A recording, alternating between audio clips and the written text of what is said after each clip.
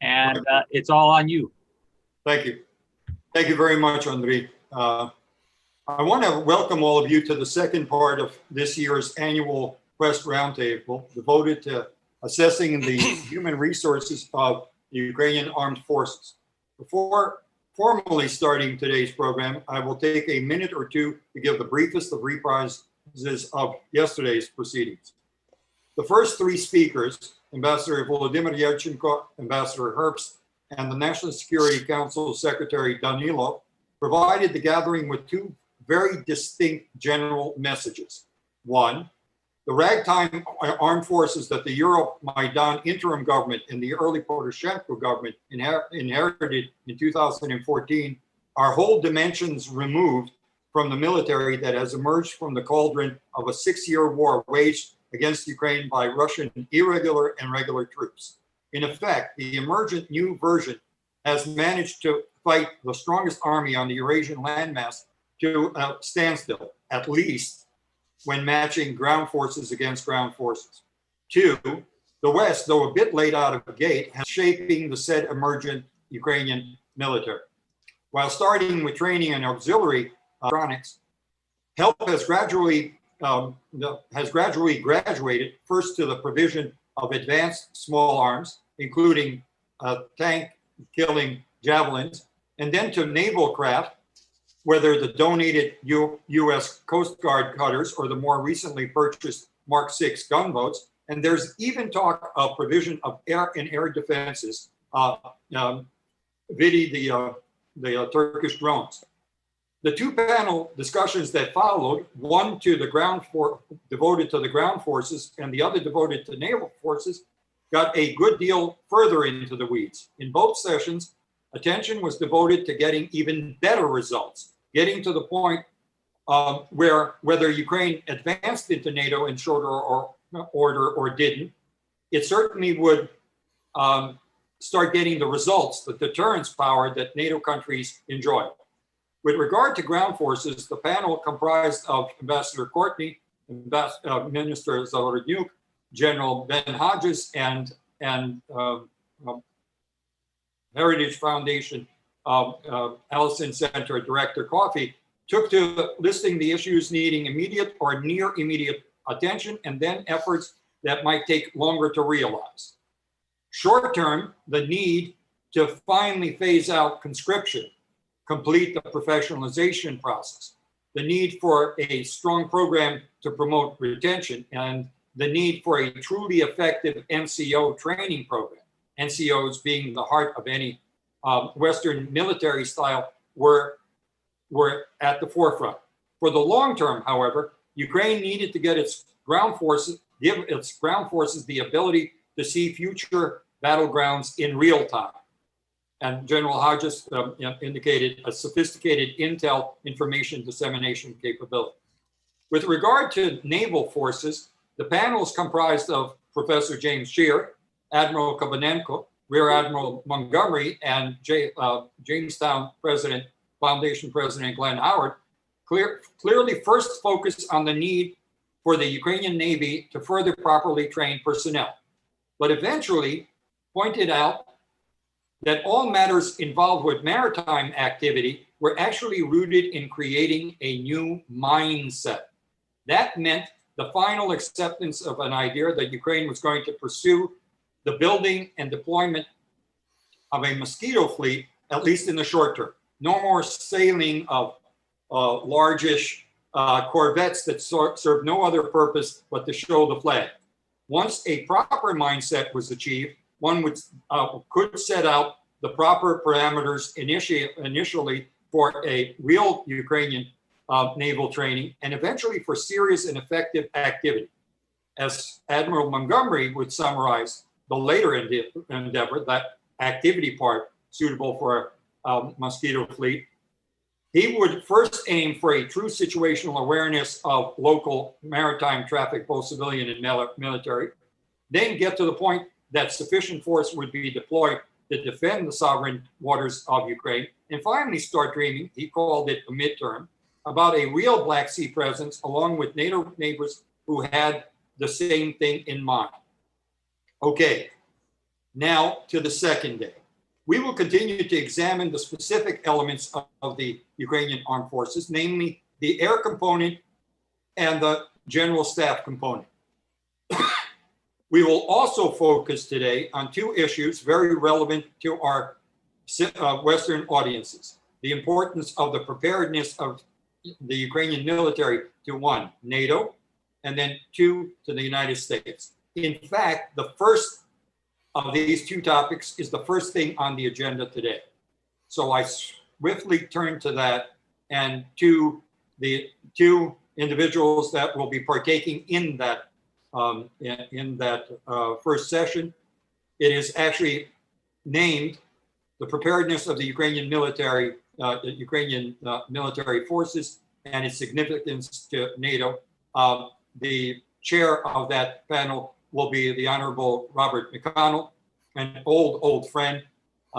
He has served nobly in the U.S. government for many years and has actually become probably a leading voice in Ukrainian American affairs, and all the help that we've been able to engage for Ukraine in the last 20, 30 years. And the main speaker, the keynote, will be someone that I think really needs no introduction, and that's General Philip Breedlove, who had been a commander of NATO forces at a very critical time for Ukraine in the aftermath of the beginning of that terrible Russo-Ukrainian war. So with that, I pass it over to Robert. Sorry that I took as much time as I did, Robert, but it's all yours now. Okay. Thank you, Walter. It's been notable, the extraordinary panel that you had yesterday and put together. I mean, experts all with fantastic things to say.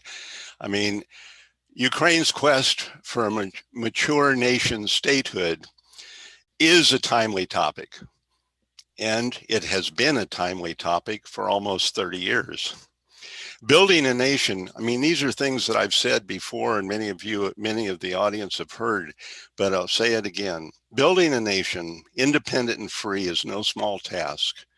But the challenge for the people of Ukraine has been complicated from the outset by, among other things, the crippling legacy of 70 years of communist totalitarianism, systemic repression, aggressive secularism, myopic and controlled news, indeed 24/7 propaganda, and never to be counted out or forgotten. Ukraine became independent, but was saddled with a pervasive corruption that had been part of the system. When the wall came down, the light from the West was blinding, even to those who had long sought independence and thought they understood what was going on in the West. It's no easy task to grasp all the essentials of democratic self-governance. There was, and one can argue there still is, a significant learning curve. And all of these challenges have been and are being complicated by the Kremlin's refusal to acknowledge Ukraine as a nation, the people of Ukraine as not Russian, and the much older Ukrainian history and culture as not their own. A Kremlin paranoia and lust to dominate has from the very beginning led to propaganda assaults, malignant manipulation of the Ukrainian government, and of course, the deadly and outrageous military aggression. And while the West, as was discussed yesterday and is well known, and certainly the United States, had long sought freedom for the quote unquote captive nations, the challenge of stepping up to assist the transition and development of these newly independent countries was daunting. That's not to say the West and the United States have not done a lot. Theirs has been an extraordinary effort. But it is not clear that decisions regarding assistance have always grasped the genuine reality that Ukraine, being whole, free, and strong is in the United States' own vital national security interests. Assisting Ukraine mature has many dimensions, but critical among them, because of the Kremlin's malignant behavior, is to help Ukraine in the preparedness of its armed forces. Nobody is more knowledgeable on this subject or more committed to Ukraine's future than General Philip Breedlove. You have the general's brief biography and the materials that were circulated with the conference, so I'm not going to repeat all that except to say that as Supreme Allied Commander in Europe, he knew the vital factor Ukraine played and plays in international order and international security. I am honored and I am proud to introduce a friend, a member of the U.S.-Ukraine Foundation's Friend of Ukraine Network, General Breedlove. General. Well, good morning to you all, and thank you for having me, obviously.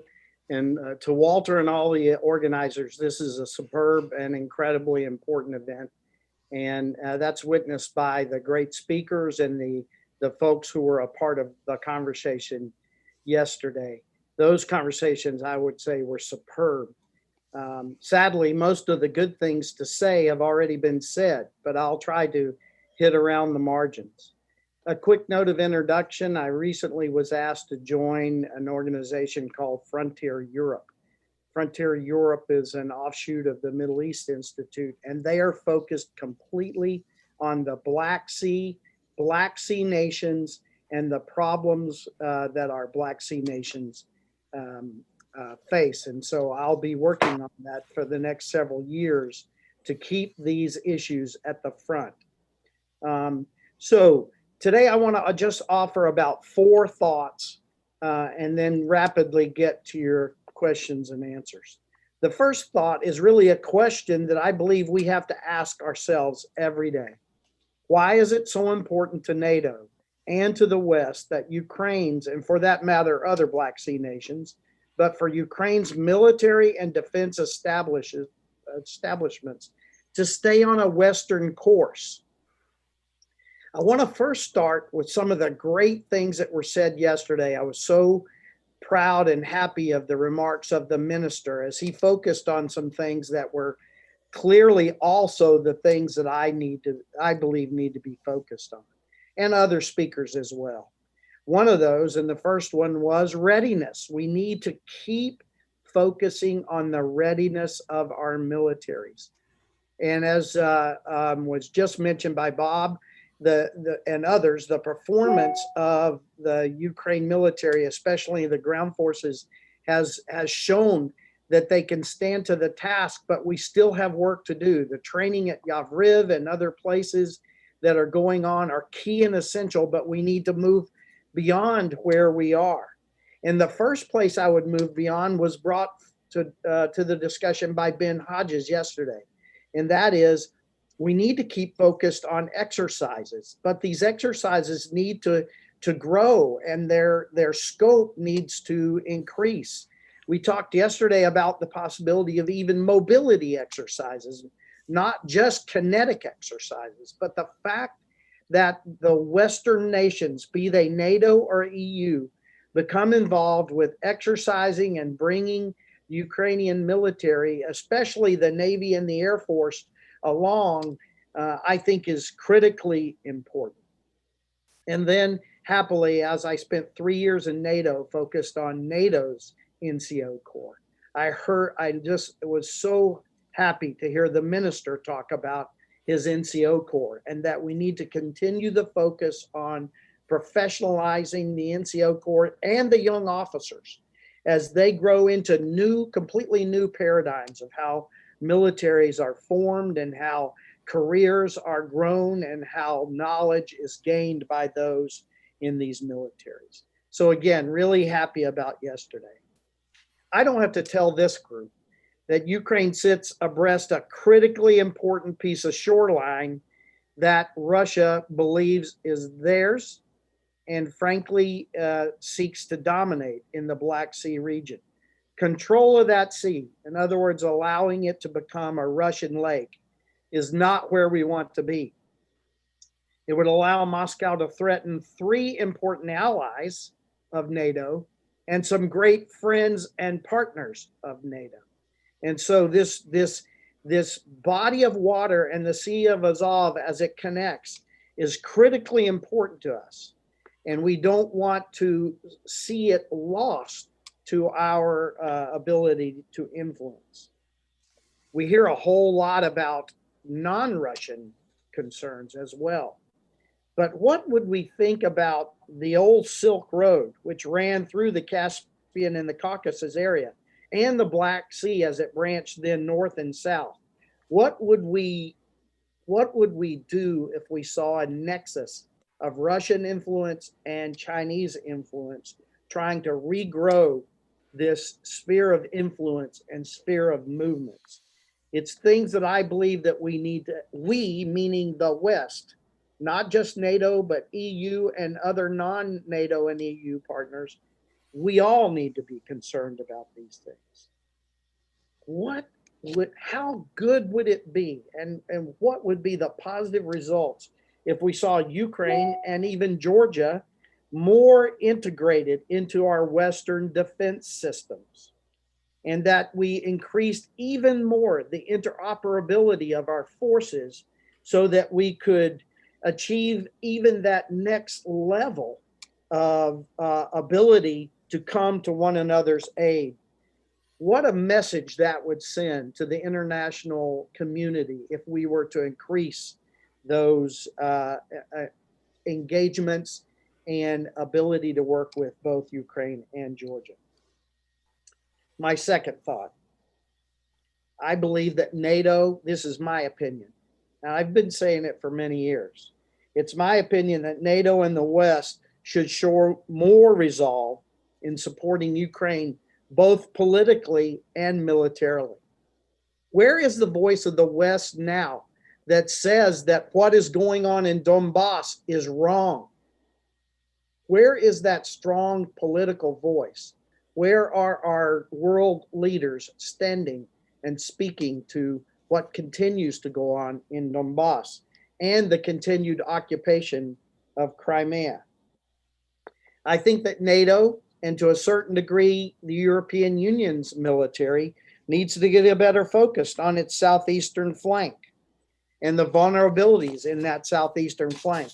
And as we just talked about, some of those things that make that southeastern flank so important, the economies that are involved, and the fact that we, and I'll talk about in a minute, we have a threat to peace in this area in many new ways we look at it. The Black Sea region encompasses a lot of issues. The Caucasus are flaring now, and the renewed Nagorno-Karabakh conflict shows us that these are not frozen conflicts. And think of this. In that conflict, in the Black Sea region, which is a huge part of Ukraine's backyard, we have 3 major regional powers, Russia, Iran, and Turkey, finding themselves on opposite issues in this conflict. What we don't need is that kind of conflict in the Black Sea region, giving reason for more Russian military action in that area.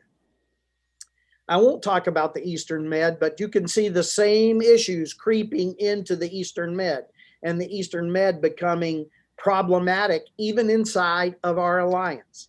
And so we need to be focused on Ukraine, on the Black Sea, and on this region to bring stability, vice offer platforms for more Russian adventurism.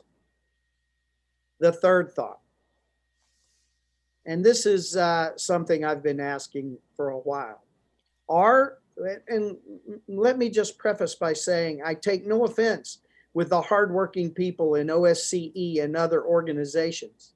But as I look at results, I think we need to ask ourselves, are the Normandy processes and the Minsk processes really working for Ukraine? Or wider, are they working in the Black Sea region? Again, These are well-intentioned and hardworking people. Some of my visits with the OSCE along the lines of contact and other places that they're working in the Black Sea region, I've been impressed with the people. I've been impressed with their dedication. But at the very high end, I believe that the primary focus of Minsk and the Normandy process should be restoring the border of Ukraine to Ukrainian control. There is a huge part of that border now that's under Russian control, and the process has not made progress towards returning it. We need to ask tough questions. I would say the same thing a bit about Nagorno-Karabakh, the Minsk process there, and the Minsk leaderships there.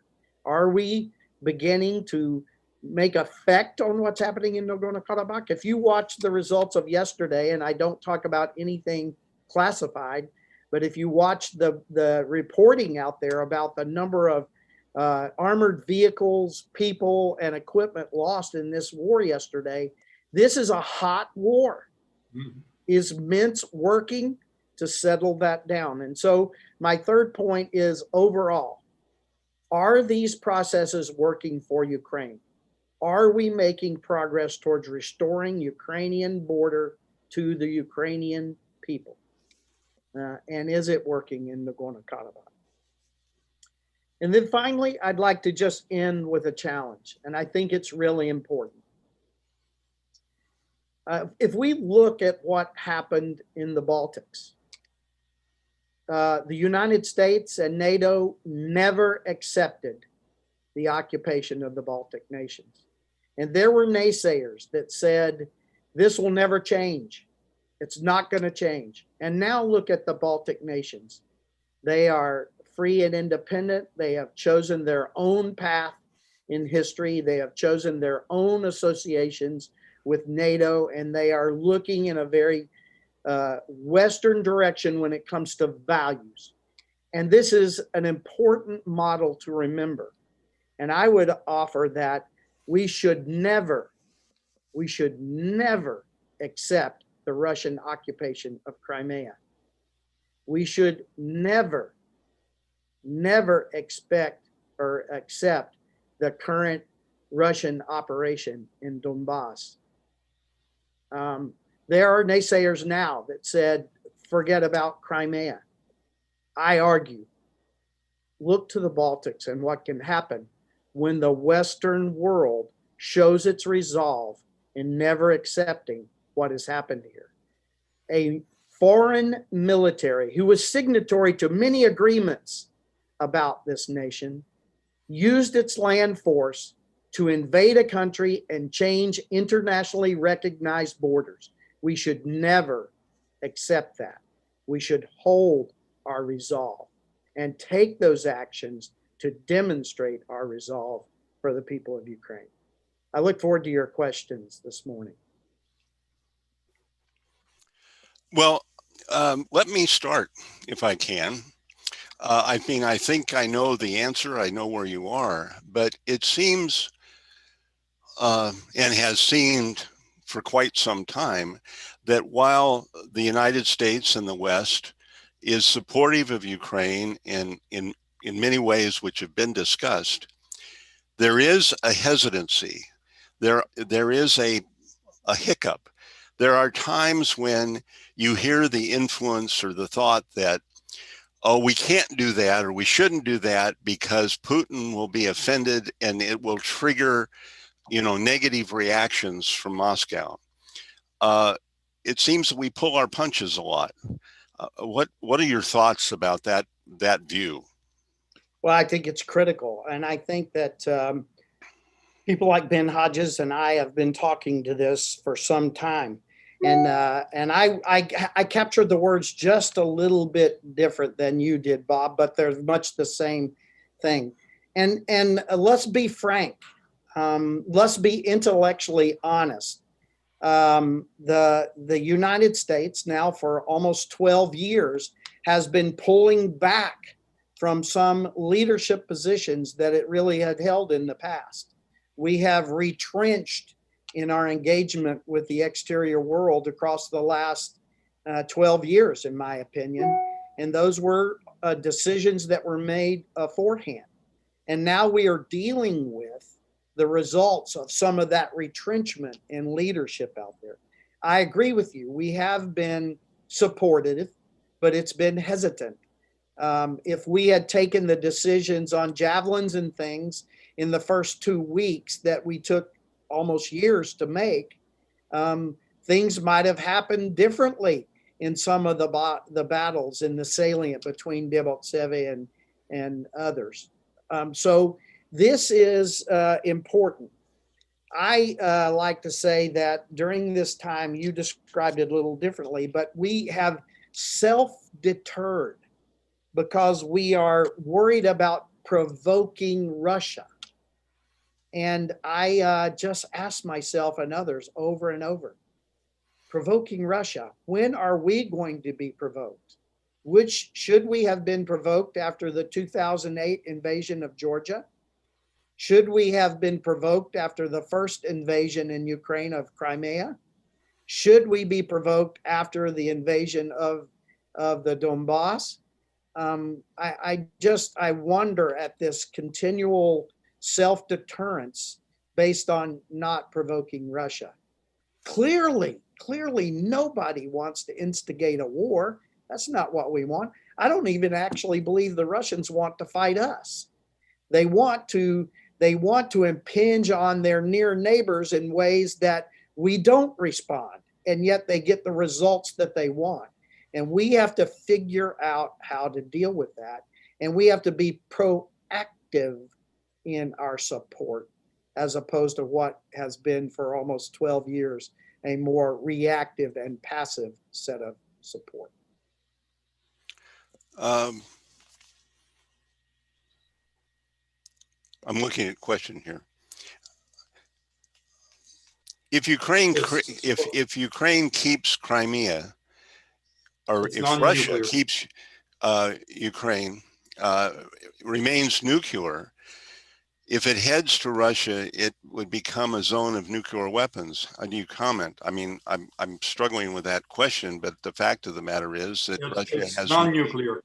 Yeah, has Ukraine or Russia has made the Crimean Peninsula essentially a military base, and there is question about whether nuclear weapons. What are your thoughts about that? Yeah, so this is a wide-ranging question. Let me attack it in two ways. I think what the question author is thinking about, if Ukraine remains non-nuclear, but Russia nuclearized, brings nuclear weapons to Crimea, Right. what is the effect, et cetera, et cetera. And I actually would start answering that in a very different way. I'm extremely concerned with the non-nuclear fortification of the peninsula. This is, many describe it, and some don't like the terms, but they are the terms of art. Many describe this as A2AD, anti-access area denial. And that is typically comprised of three elements: surface-to-air missiles to deny aircraft, surface-to-surface missiles to deny ground attack, and coastal defense cruise missiles that deny naval capabilities. And so around Crimea, and actually some of the shore along the eastern edge of, or southwestern edge of Russia on the Black Sea, Russia has assembled a formidable A2AD capability. In fact, I don't want to name any names and embarrass anyone, but in certain periods here where Russia has flexed its muscles and done exercises and brought this A2AD up and active, we see the navies and air forces of our Black Sea nations retreating to the southern 20 or so percent, the southwest corner of the Black Sea, and ceding all of that air and sea space to Russia. And so we see the ability for Russia to, in a conventional way, without nuclear weapons, deny in the minds of those who fly and sail there, a huge portion of the Black Sea. And so first, Bob, I'm worried about the conventional issues that are being brought to bear via Crimea. Certainly also, Russia has signaled that they have the ability to place, and actually they often hinted they may have already placed nuclear weapons into Crimea, and they have the systems that can employ them. And so that is yet another escalation in this area. Again, I ask myself, when are we going to be provoked, vice worrying about provoking Russia? And let me just throw a teaser out there. A Western system of A2AD placed in an allied nation on the western bank of the Black Sea could cause the same problems for a Russian adventurism. So it's not like we don't have retort if we had the policy or the policy decisions to go there. I hope that answered the question, Bob. Well, I think it does, and I also it kind of leads into a next question, which is sort of tricky, and I'm going to kind of phrase it a little bit differently. We have an election coming up, and we don't know who's going to win that election. But the question is, will we see a different Biden administration toward Ukraine than what he had in the during the Obama administration?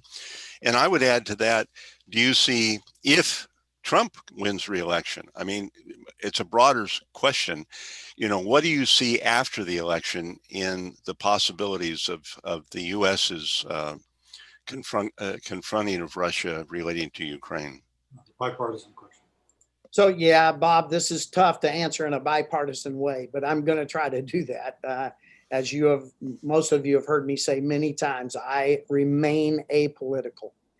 I do not want to choose a side and lose half of my audience when it comes to dealing with things that are important for both sides of the aisle to address, like Ukraine. We need to remain voices that can address both sides of the issue. And so let me try to answer that question in a positive way. First of all, I'm not going to choose or support either side, so let me try to address them both.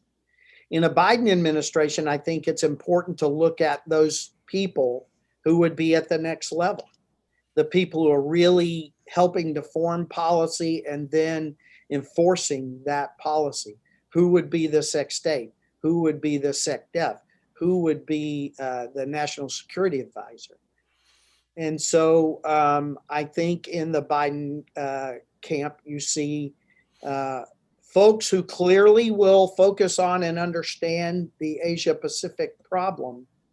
But these are people who also have a long tradition in Cold War issues. And so I believe they would understand Europe as well.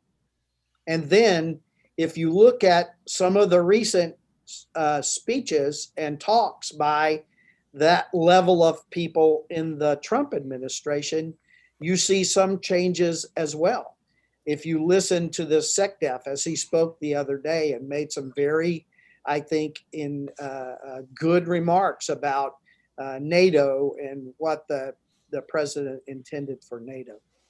So let me just say that we are in an election season, and what is popular in America is that things are said in elections that sometimes are carried out and sometimes are not. But the good news, I think, if there's anything to celebrate here, is in both camps, we see a fair movement to embrace the importance of the transatlantic alliance. It's important to business, still almost half of the world's GDP. And it's important to security. It always has been. The NATO alliance is more important today than it has ever been. Keeping the peace in Europe is being challenged. NATO has done a great job of that. There have been fits and starts and warts that we've had to address, but we haven't had another world war, and two at least have started in this piece of the world, and NATO has kept that at bay. So let me end on that positive note. We are in election rhetoric. Who knows what happens once their election is completed? But I see at that level just below the top a group of people on one side and a group of people taking a little different approach on the other side that I think will work well for our transatlantic relations. I hope that answered. Well, I think it does, and it's hard to deal with it, any of those questions pre-election, given the rhetoric that's out there. I want to add one thing. People have heard me say this over and over, and it's a reality. Over the last 100 years, the real support, the consistent and solid support for Ukraine, even during the captive nations period, has always been centered in Congress. And there is a majority of Congress that has always been friends of Ukraine. And obviously, you talk about administrations and they execute the foreign policy, but the money and the authorizations for what is needed comes from Congress, and we've always had very good support in Congress. Let me just pile on that for 10 seconds. Yeah.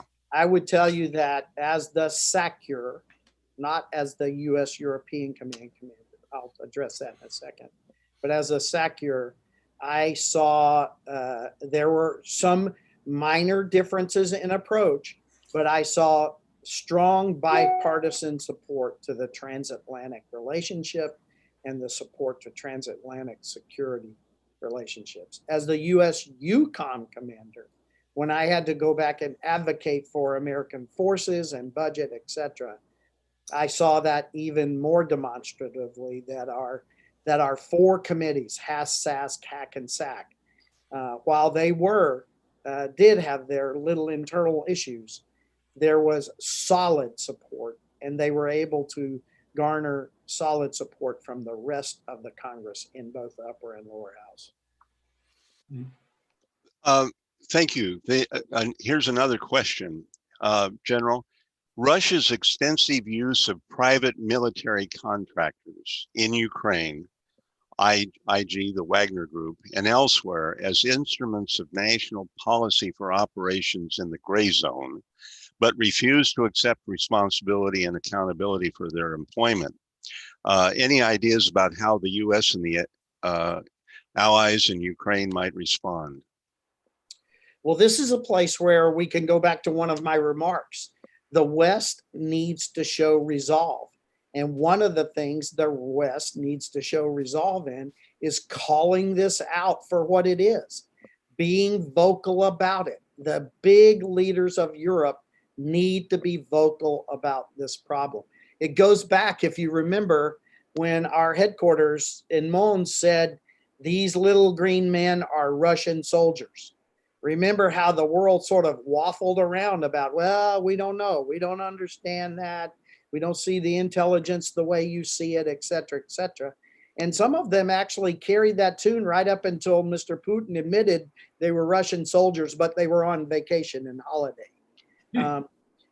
So part of this is having the political will and resolve and taking the policy decisions to call this out.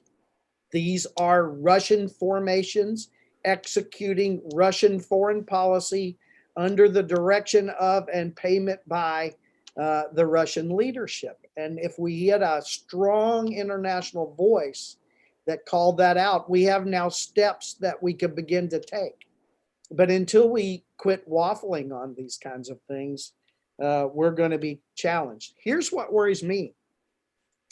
I won't go into any of the classified pieces, but we're all aware that there was a time in northern Syria where a large group of these people began an organized and somewhat armored attack on a U.S. military location.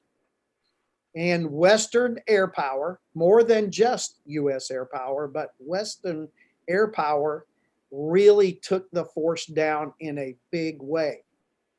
But that's not the story. The story is that we were in the middle of Russian forces and American forces fighting. Now, it didn't take on the importance of that because people kept denying that this for-hire force by the Russians was not, being run, organized, or tasked by the Russians. But we all know the truth here. And again, I just go back to, we need to, as a Western world, in a resolute way, including leaderships of the senior big nations, we need to call this out for what it is and then address it as a Western series of nations. Well, I couldn't agree more, and I'm sure that our audience does. One thing that kind of overlays as a backdrop to all of this, it seems to me, and I don't know if you have a comment about this, is that the Russian propaganda machine, misinformation machine, in my view, is far more sophisticated and pervasive than it was back during the years of the Soviet Union. And we still have major media and other quote unquote elites referring to separatists. I mean, not acknowledging in articles and so forth that it's the Russians. And that, it seems to me, makes it difficult, not difficult if you're a true leader, but it makes some of the leaders hedge their bets in what you're asking for, Western leaders to stand up and call it what it is, very demonstrative. It's bigger than information, Bob. I don't want to lecture, but I'm about to deliver a 5-minute rendition of what I have lectured on in schools around the nation. We have an opponent that uses all the tools of its government to attack. I'll use the simple model that knuckle-dragging fighter pilots like me like to use: DIME, diplomatic power, informational power, military power, and economic power.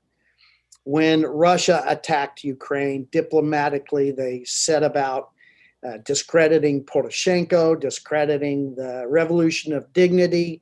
They had this broad diplomatic attack to delegitimize everything happening in Ukraine. Informationally, I like to talk about disinformation, but the I fits better in DIME. So their information attack was sophisticated. When they shot down MH17, within 2 hours, they had 4 different stories on the street on how the United States did that to discredit Russia. The most ludicrous was that the CIA had bought an airplane, filled it with cadavers, and crashed it in order to discredit what was going on in the Donbas. Militarily, clearly, they used their military to cross an international border and change the international border. And then economically, you remember, and others in Ukraine remember, the horrible winter where energy was played and heating was denied, and bills were recalled early and rates were raised. So Russia used a sophisticated, all of government, diplomatic, informational, military, and economic way to attack. How did the West respond? I can only talk to my country because I don't want to pick fights. But diplomatically in America, we threw it over the transom to Mr. Hollande and Ms. Merkel and said, you guys take care of this, okay? Informationally, we never have, still don't really respond to disinformation with sophisticated, legitimate information. Militarily, we already talked about, we didn't take real military action because we didn't want to provoke. So what did we do? We do what we always do with Russia. We hammered them with sanctions and hammered them with the economic tool. So you're asking me a question about information. I'm answering a larger question. When Russia attacks, it attacks in a balanced, all of government way, diplomatically, informationally, military, and economically. When we, the US, and I would argue when we, the West, reply to Russia, we reply with a huge E, huge economically, but almost no diplomatic, informational, and military reply. I think that we need to relook more than just the information problem you're talking about, Bob. We need to look at a more balanced way to reply to an all of government attack. Thank you, General. I think we've pretty much come to the end of our time. I would just add one thing to what you said, which is just emphasis on this last discussion. The Kremlin works 24/7, and nothing is too unimportant to challenge and to try as they send out their messages. But at this point, I pass the screen and the microphone back to Walter. Walter? Yeah, thank you very much, Bob and Robert. And we may break the regime, the time regime, for about 3 more minutes because General Breedlove's favorite minister has just asked. He's been on today. Minister Jurkiw has asked, and he wants to. And I'll ask the general to take about 3 minutes on this one. Do you see an alternative to the Minsk and Normandy formats? Clearly, they do not work properly yet. Raising the issue of alternative formats will cause a stir, but is it worth it pursuing if there might be a better alternative? General, I know I'm breaking regime with the next panel, but I think this was an important one that came from the minister. So go ahead, sir. Well, I'm happy to give the minister my time. I mean, good grief. And sir, since you are listening, I thank you for your remarks yesterday. I listened to all of them, and I'm proud for how you're trying to work these issues. May I just offer 2 thoughts? One, maybe the first thing we should do is try to re-energize Minsk and Normandy, and simply do that by getting other large Western leader nations involved, including mine, including the United States of America, becoming much more involved in these processes. And frankly, we need to drag this whole thing out into the light so that all that are watching around the world can see what's happening. What we laid out a plan for how we would reestablish the border of Ukraine to Ukrainian control. And there are steps along that way. And what we have seen is members of the OSCE and the Minsk process stalling this along lines of demanding things that are completely unacceptable along the way. And so we need a framework of influential leadership to become a part of these 2 processes in order to move this along.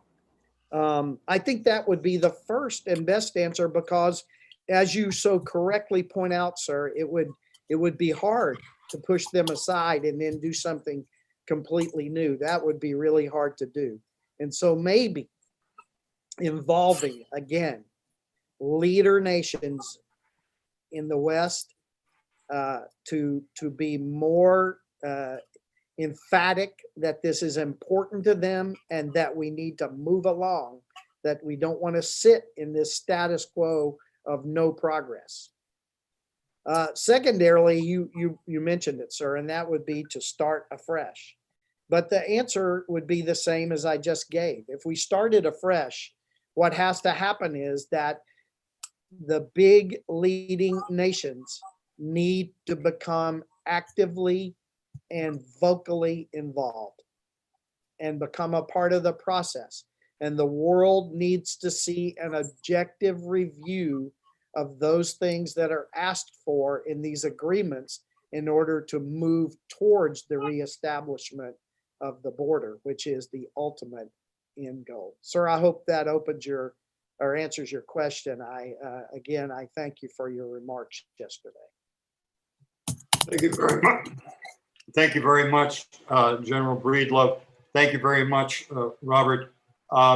As I advertised yesterday at the end, I knew that this was going to be an iconic session, and I think we're truly blessed that we're not only have heard from one former NATO commander, Sokar, but we're going to be hearing later on from a second individual that held that august role in our American history, and that's Wesley Clark. I think we're really blessed today for having had the individuals. And thank you, General, again for answering the minister. He's responded that everything's as good. So thank you, sir. We will now move on, and I hope General Breedlove, I know that you were here with us throughout the session, maybe would join in this, especially since you come out of the Air Force background. The next session I'll immediately move on to. It will be run. The theme is Why If by Air, taking measure of Ukraine's air and air defense forces. The moderator will be an iconic figure in his own right, Dr. Stephen Blank, who once was suggested to be as important to some of the policy decisions as my old prof, as Big Brzezinski was. He will be running a panel that will include Major General Boris Kremenetsky, who's the defense attaché at the embassy, and we'll also have two, not one, but two from the command staff of the California Air Guard, which has done so much to train our airmen in Ukraine. Brigadier General Jeffrey Megram and Colonel Robert Swarfayer. And then the lead discussant will be another iconic figure, Dr. Philip Carver of the Potomac Foundation. And I think he's going to have a few things that General Zabrodsky has sent him to be able to show us what he sees as the future. So with that, Dr. Blank, Steve, are you ready to take it over? Yes, I am. Can you see me? Can you hear me? Not yet. We can hear you, but Hear we can't you. see you. There you are. Oh, no, there's Walter. The host stopped it. That's why. Can you see me now? No? Yeah. Can you see me? One more time, Dr. Stephen, if you can click on the video right now. Okay, I just did. All right. Can you hear me? All right. Can you Yeah, hear me? loud. All right. And we see that lovely Okay. library of yours. Yes. Yeah, the library. Right. Thank you for calling me an icon. I'm not quite there yet, Walter. It's my pleasure to host a very distinguished group of airmen to talk about the problems facing Ukraine's efforts to build air forces, even though there has not been much of an air war. Nevertheless, the Air Force, as we all know, is a crucial component of contemporary warfare. And it's just as important, I would say, that Ukraine have an efficient and effective Air Force as it is that it have an equally effective and efficient Army and Navy. So I'm going to turn the panel over to our four speakers. Let me describe the speakers that we're going to have. Major General Boris Kremenetsky is the current Defense and Air Attaché at the Embassy of Ukraine to the United States. He has held various Air Force command staff and administration positions, including as a military observer in the UN mission to Tajikistan. He has worked with NATO and is now, of course, the attaché to the United States. Brigadier General Jeffrey Megram currently is the Assistant Adjutant General Air at California's military department at the Air National Guard in California, which has worked extensively with Ukraine. And joining him will be Colonel Robert Swarfager, who is the Ops Group Commander at the 144th Fighter Wing, California Air National Guard. And he has 29 years of service working with NATO and with Ukraine. And the commentator will be the internationally recognized expert in defense and security matters, Phil Carver, of the president of the Potomac Foundation, who I'm sure is known to you all. They will each speak for 10 minutes, and then we will take questions. So, General Kremenetsky, the screen, I should say, is yours. Thank you very much. While before start, I'd like to thank General Breedlove for saying what we sometimes military expect to hear from some politicians as foreign and domestic as well. Thank you, sir, for your very brave and good comments. Thank you, Walter, for inviting me to participate in this event. I would focus mainly on Air Force capabilities and plans for our Air Force future. First of all, I'd like to show that for the first time in Ukrainian history, our Air Force developed this document, which is called Air Force Vision for 2035. And Yes. I believe that this document will be the basis of the future Air Force development. This is a document and will be amended accordingly. An analysis over the security situation over the next 15 years shows that the level of threats to our country's security, including in the airspace domain, will remain consistently high with a worsening trend. We see that Russia leads no attempt to undermine the unity and integrity of our country and continues to increase its potential in air and space domain close to our borders. At the same time, potential inherited from the Soviet past is almost exhausted. Decades of chronic underfunding led to the situation wherein the issue of modernization of military equipment is urgent, and the Euro-Atlantic course of our state requires to become more interoperable with our partners both at organizational and technical levels. We have to develop the rational ways of reviving the air power of the country and create preconditions for the resilience and sustainment to our country in air and space domain. We have identified critical capabilities for the Air Force, such as ground defense, air defense, and tactical aviation, and priorities for their development. While drafting this document, as a group of graduates from US Air War College used and were inspired by a concept developed by John Richard Boyd: observe, orient, decide, and act.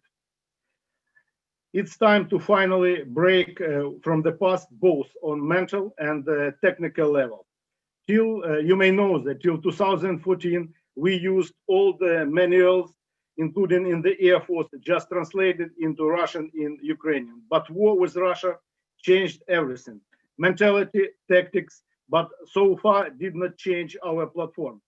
The Air Force 2035 should become modern, versatile, flexible, and highly mobile military force that utilizes advanced network building and control technologies. And of course, manned with highly skilled, motivated personnel and equipped with modern, multifunctional platforms integrated into a single network, which should be interoperable with NATO.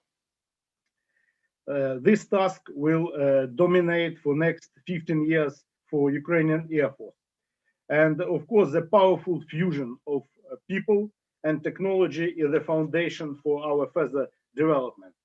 What are the main internal factors and limitations we have now? The main internal factor that will influence further development of the Air Force is the end of operational life cycle of major combat weapon systems and air platforms. Today's Air Force still relies on the combat potential which we inherited from the Soviet Union. Repair, modernization, and maintenance on the proper level of military equipment requires increasing financial resources, the amount of which has already came close to the funding indicators for the procurement of new modern models. Thus, the sustainment of old fleet of weapon systems and military equipment will become cost ineffective in the coming years. Moreover, despite considerable efforts and financial resources aimed at restoring, maintaining, and upgrading combat platforms and aiming air defense missiles, the level of material readiness steadily declining. 30 years ago, Ukraine inherited both developed defense industry capable of producing modern and formidable military equipment and the powerful Air Force with around 2,000 aircraft. However, over the years since independence, Ukraine has not procured any new combat aircraft or air defense missile system. and use the internal resources of surplus military equipment to maintain current capabilities of the Air Force. And this, in turn, led to a significant decline of national defense industry. We have stopped investing in our future and have created the prerequisites for the critical situation, which is the need for massive and almost simultaneous rearmament of Air Force to modern systems. First of all, I am talking about multi-role fighter and air defense systems. This requires procurement of such capabilities, sometimes abroad, but of course significant financial investment. At the same time, development of other components of the Air Force, such as radars, radio, SIGINT equipment, transport, and some UAVs, should rely primarily on the capabilities of the national economy or joint ventures, but also it requires significant funding. This poses another challenge for the Air Force that faced while developing this Vision 2035. The considerable financial requirements in the face of states' limited capacity and exhausting continuous war with Russia. The considerable dilemma forces us to seek extraordinary and sometimes difficult decisions, compromises, and to abandon certain political military ambition in the airspace, focusing instead of the main tasks which are urgent. Other factors which influence development of Air Force are demographic crisis and lack of human resources, and also the need to counter challenges in the informational environment, attempts to break the unity of society in general and the Air Force in particular, and attacks from outside and inside on leadership decisions, including on the proposal for the further development. What are the real capabilities we are looking for? And I should say that some capabilities we need just now, and some capabilities we can look for next 15 years. First of all, it's air defense. It's ground, both ground and aerial. Second, it's strike, transport, ISTAR, and SIGINT capabilities. And the third, capabilities which enable the Air Force to be interoperable with NATO and partners. I mean modern, flexible, resilient, highly efficient C4I systems, efficient and flexible early warning and control system, and ground infrastructure, airfield network, and logistics support. And of course, last but not the least, motivated and trained people who establish necessary foundation for the Air Force potential. To address these contradictions which I mentioned, we can focus on three main directions. First is qualitative enhancement of defensive counter-air capabilities. The way of achieving this task under conditions of limited funding is the first priority to re-equip our land-based defense troops. And the second one is air platforms. Tactical aviation should undergo unification and rearmament to a single type of multi-purpose fighter with a simultaneous gradual retirement of old airframes. Second, aviation will remain the main capability of the Air Force to support actions of other components. And of course, for the Air Force to execute its task, the steady and gradual development of C4I systems in airspace, early warning systems, and logistical support must be provided.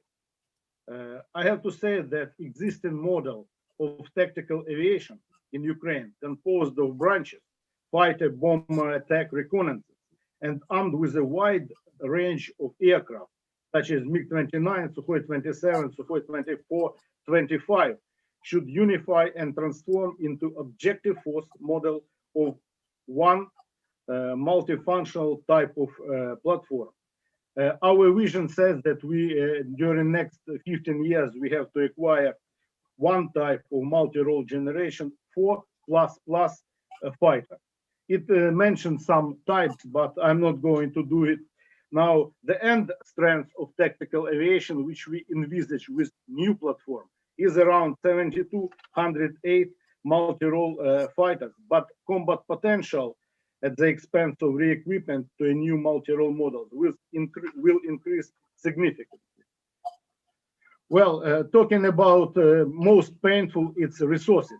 For this was calculated we need 10-12 billion of US dollars, and annual budget of defense it's around 400 billion dollars. So it's a very complicated task. Can we do it alone? The answer is not. We cannot do it alone within current economical, security, and political environment. Support of our partners is very crucial. Advisory assistance will remain an effective mechanism to advance Ukraine defense and reform and Air Force reform, which is irreversible, I sincerely believe. The bright example of such kind of partnership is long-range strategic bomber task force missions through the Europe and the Black Sea region in May, August, and September this year. Participation of California National Guard unit in Clear Sky exercise in Ukraine 2 years ago. And talking about the heavy bomber task mission, I would like to say that mission helped to integrate Ukrainian fighters with Polish fighters, also Romanian fighters, and Turkish tankers, which we provided escort and combat patrol over Black Sea region. We need more such exercises and would welcome landing US aircraft in Ukrainian bases, as it happened once in 1994 to celebrate 50th anniversary of Frantic operation. In Poltava in 1944 was designated as US Air Station 550 for the 8th and 15th US Air Force.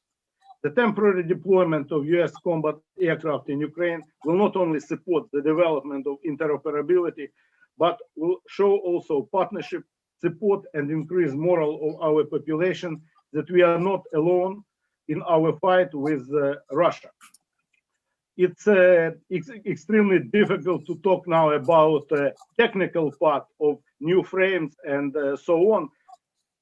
I can elaborate later if necessary.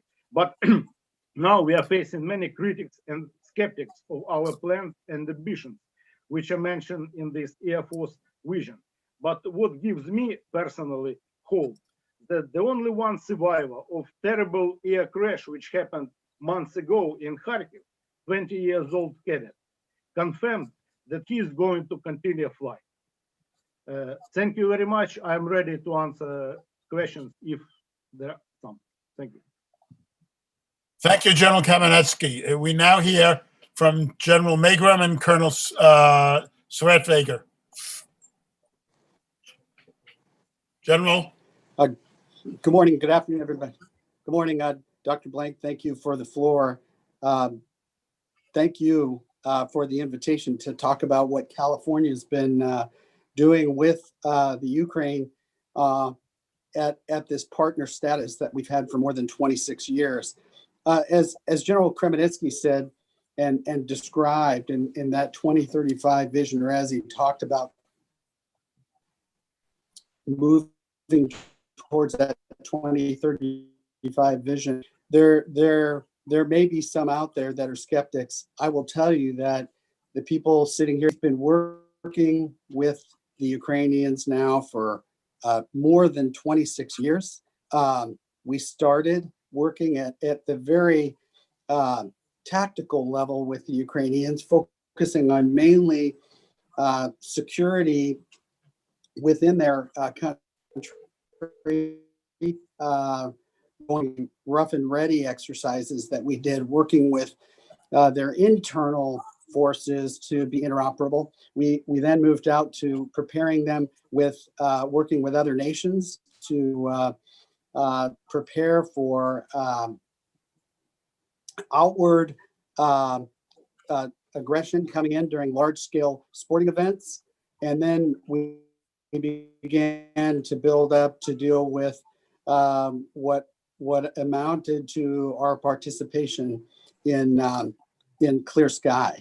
I think that it's hard for us to talk about the Ukraine without really stressing the partnership that we have with the Ukrainians.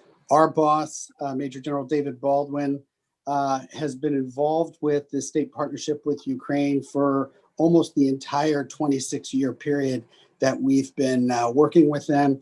He has stressed in his tenure as the Adjutant General the importance of really driving this partnership to the maximum, the highest level that we can.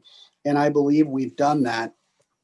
Our air wings, each of them, our 129th Rescue Wing has built partnerships and done multiple exchanges in the areas of combat search and rescue, running security cooperation events both on our side in Ukraine. Colonel Swartfigger will talk about what the 144th Fighter Wing has done in their operations going back 20 years with the Ukrainian Air Forces and the friendships and partnerships they've built. Our 146 Airlift Wing continues to do tactical airlift training and aeromedical evacuation training. We have some upcoming training in the next 6 months with the Ukrainian Air Force. Our 163rd Attack Wing has worked with the Ukrainians on the use of unmanned aerial systems. We did that. Many people don't know during Clear Sky, where we operated out of another country and flew an MQ-9 over the exercises. At the time, we were doing different scenarios. And then our 195th Wing was running some cyber training and dealing with what happens when you work in a contested environment during this exercise. Really a multi-domain, very, very full spectrum exercise. I really want to emphasize, because General Breedlove talked about it in his talk, the need to have these kinds of broad scale, very in-depth exercises that are very real world to simulate what's going on, because right now they are under attack. And the partnership part of our relationship cannot be understated. 26 years of partnership allows for a very unique kind of cultural immersion that happens not only when the Ukrainians come here, but when we go there over multiple iterations.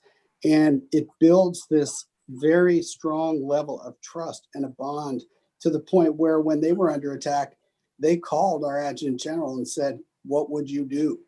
And when they came up with the multinational commission in 2015, California had a seat on that commission, and our own folks in the California Air National Guard played a role, developing the aerial discussions and where they would move with regard to how their air forces would be integrated. I really want to thank General Kremenetsky for the level of detail in his discussions about the Air Force and where they're going, because really I think that is a backbone and really an offspring of the hard work and determined partnership that not only the Air Forces in Europe, but the California Air National Guard work with the Ukrainians and the importance of making sure they have the most modern platforms, and not only what was said with regard to the modernization of the platforms, but the capabilities and the effective use of the capabilities. And I really appreciated that about General Kremenetsky's message. I want to emphasize that when you do get to know this culture like we have, what you find is they have a tremendous sense of pride and desire for independence. And the leadership has really come a long way to understand how that independence is dependent on interdependence of the nations and other nations and larger nations like the US and those surrounding them, and their ability to interoperate with them. And as we move forward, before I turn it over to Colonel Swartfigger, as we look ahead to the next year and 2 years and start to plan exercises as we come out of this and exchanges as we come out of this COVID environment, while we're starting small this year with 3 exercises in the works. One regarding airlift, other rescue exercise coming up within the next year, and then some logistical training as we look forward to 2022 when we're building a coalition for a broader scale exercise again. Our focus is to work in the area where we have the gaps and to work in areas where General Kremnitsky was referring to with regard to being able to operate in the Ukraine with other Baltic nations and Europe, and operate out of their airfields like Star OK, making it capable for us to land other fighter aircraft and other larger scale aircraft and use that base as it would be used should be an air series of that has to be run. And I want to end with this before I turn it over to Colonel Swartfager. Building these kinds of partnerships is so critically important to what we do. It's so important that Secretary Esper 2 days ago at the Atlantic Council talked about the need to build these partnerships, and that one of the greatest assets that we have in the United States is our ability to make and maintain friendships. And if you look at NATO, the reason it's lasted so long is it's been tested and we've had to work through issues, many issues over decades and decades. But we cannot take these relationships for granted. And with that, I'm going to turn it over to Colonel Swartfager. Thank you, General Magrum. Okay, Colonel Swartfager, are you there? The So, mic Colonel isn't working. Swartfager? Yeah, the mic. Yeah, he's One second. We'll on mute. Just some musical Excellent, chairs. thank you. Here we go. The All benefits right. of being co-located. Okay. First off, I want to start by saying thank you for them and opportunity experiences, give our assessment of where we think Ukraine's Air Force is currently. And I think the best way for us to do that is to compare and contrast over the 20 years that we've been working with Ukraine. I'd like to highlight the delta in our experience from our first exercise, major flying exercise with Ukraine in 2011, which was Safe Skies.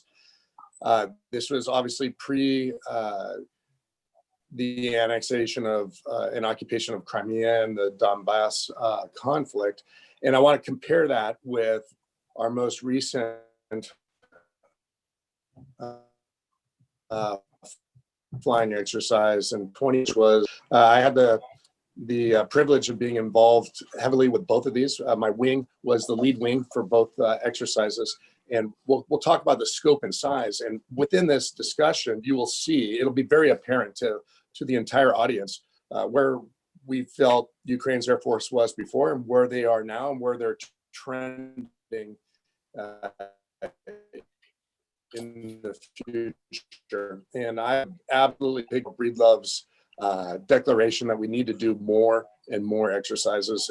And that's how we initiate growth, and that's how we see progress within the Air Force. So let me start by saying that in 2011, the construct of this exercise, and it took a lot of sales pitches to the Air Force to allow us to bring our F-16s at the time over to Ukraine and over to Mirgorod, which is the premier flanker base in eastern Ukraine.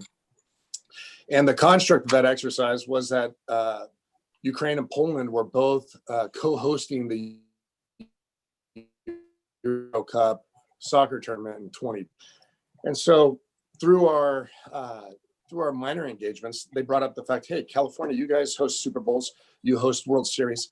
And how do you as an Air Force prepare, and how do you defend those mass population event mass population events, like we'll be doing in Ukraine with the Euro Cup. And so that was really like the spark that ignited the initial exercise. And we went through about a year and a half of planning and sharing our experiences and sharing some of our procedures, obviously all at the unclassified level, and watching Ukraine take notes and keeping in mind that they were working under a doctrine that had not evolved to a Western style Air Force doctrine. They were predominantly still Soviet doctrine at that time. And, something that sticks out to us as on the fighter pilot side is what really defines our doctrine in the West is we brief, we execute, and we debrief. And that, that debrief, the ability to say, hey, we made mistakes and we share these mistakes with everybody in our flights and we lay it out for everybody to see. That was not resident in Ukraine's Air Force in 2011 because it was still a Soviet mindset and doctrine and where you didn't want to share your mistakes. Okay, a lot of pride came into play. But we were still able to lay down training rules, lay down safety contracts. The language barrier in 2011 was huge.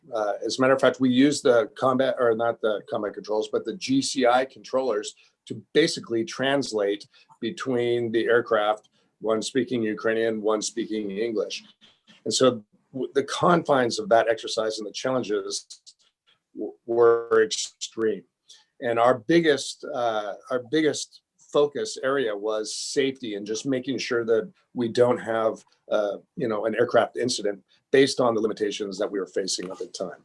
I will say that coming back and observing Ukraine Air Force in 2012 and watching them provide fighter combat air patrols over the cities that were hosting the Euro Cup was fantastic. They took all the lessons that we learned and they achieved all the objectives. But again, emphasizing that we had serious constraints. Fast forward to post Russian aggression and the annexation of Crimea and the occupation and the Donbas conflict. The willingness and the flexibility and adaptability for the Ukraine Air Force to go from a Soviet doctrine to leaning towards the West and focusing on interoperability with Western air forces, predominantly their regional partners in Poland and Romania, is significant. I want to highlight the difference in our perspective on what was important to us in Clear Sky in 2018 vice the smaller exercise in Safe Skies in 2011, is that we weren't primarily focused on safety. Safety is always paramount in the United States Air Force. It's an axiom of ours.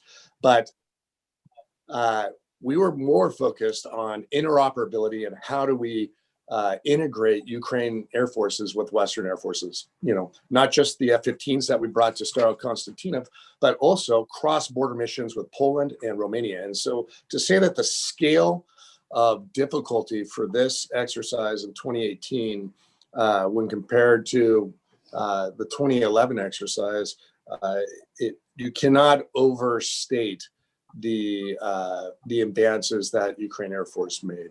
I wanted to start out by saying that, just giving the punchline right off the bat, we have extreme confidence in the capability of Ukraine's Air Force. I think they have been historically way undersold. When I'm talking with my USAFE and U.S. Air Force counterparts and also regional partners, I think that they have underestimated the capability that Ukraine has with their air forces. And I come from the position of being able to compare their Air Force with, I've flown in Bulgaria, I've flown in Romania, there for 4 months out of Camp Jurkiw, and I've flown with Polish Air Forces quite a bit as well. So, I mean, I'm able to take a look at their regional partners and say with confidence at this forum and with this audience that they are on par, if not exceeding some of their regional partners in their capability and their professionalism in their Air Force. They do, so I know we're working with time constraints here, and I would like to open the floor for some questions, but I want to say that like they face a lot of the same challenges that we face in the Air National Guard and that being modernization of their equipment. This is a problem that's staring everybody in the face. It stares us in the face in the California Air National Guard as well. I think recruiting retention is a challenge for Ukraine's Air Force as well. Their young pilots have a skill set that, just like we have in the U.S. Air Force, we're a high demand product. The aviators are, and they're being lured into civil service, and which pays a lot better, frankly, than the military. So Ukraine has to face these challenges just like we do. One thing that's unique, a unique challenge for Ukraine's Air Force is the continuation of their doctrine and evolving their doctrine more towards Western Air Forces, and which ultimately is going to lead to increased interoperability, which is, I think, everybody's goal here is increased interoperability of Ukraine's armed forces, both land, sea, and air, or all three of those. So those are the parameters. I also want to, if I could go back and rewind a little bit, I speak predominantly from a fighter aspect, but I really want to highlight the fact that Ukraine's Air Force is multi-capability, and that was clearly demonstrated during the Clear Sky exercise. General Magrum spoke to our 5 capabilities that we brought from California, air supremacy with the F-15s, airlift, airdrop, air medical evac with the 146 C-130, cyber team on the ground. And then we have our pararescue airmen doing personal recovery.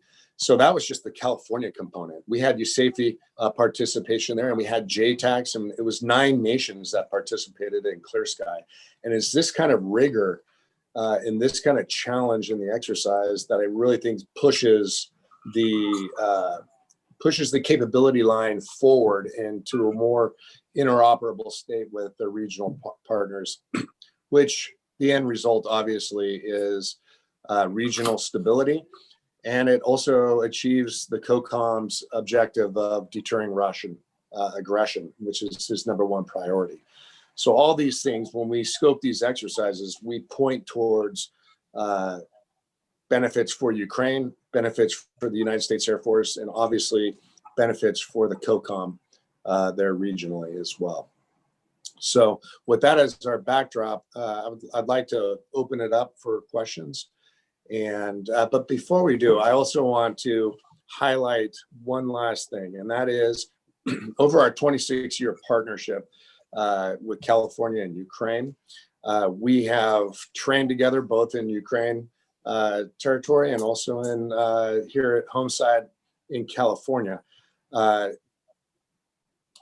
want to highlight and point out that it was just 2 years ago last Friday that we bled together as common air forces with the tragedy where we lost Lieutenant Colonel Seth Naring and Colonel Ivan Petrenko in a Su-27 mishap. And that really laid the foundation. When you bleed together, it really cements a relationship. And yes, it's a tragedy, but it's also something that we will share forever. And, I'd be remiss if I didn't mention their names today. So thank you very much. Thank you. Thank you, Colonel Schwarzenegger. We are now going to turn to Phil Carver. Phil, can you hear me? Can you hear me? I see you and hear you, yes. Okay, great. So just a little bit of a background. If you'll put up the first slide, you'll see a fencer flying about less than 50 feet off the deck. I had one of those fly over me in the spring of 2014, and it's been burnt into my my consciousness of how brave And what a phenomenal job. Too few guys with too few assets and much too old equipment did.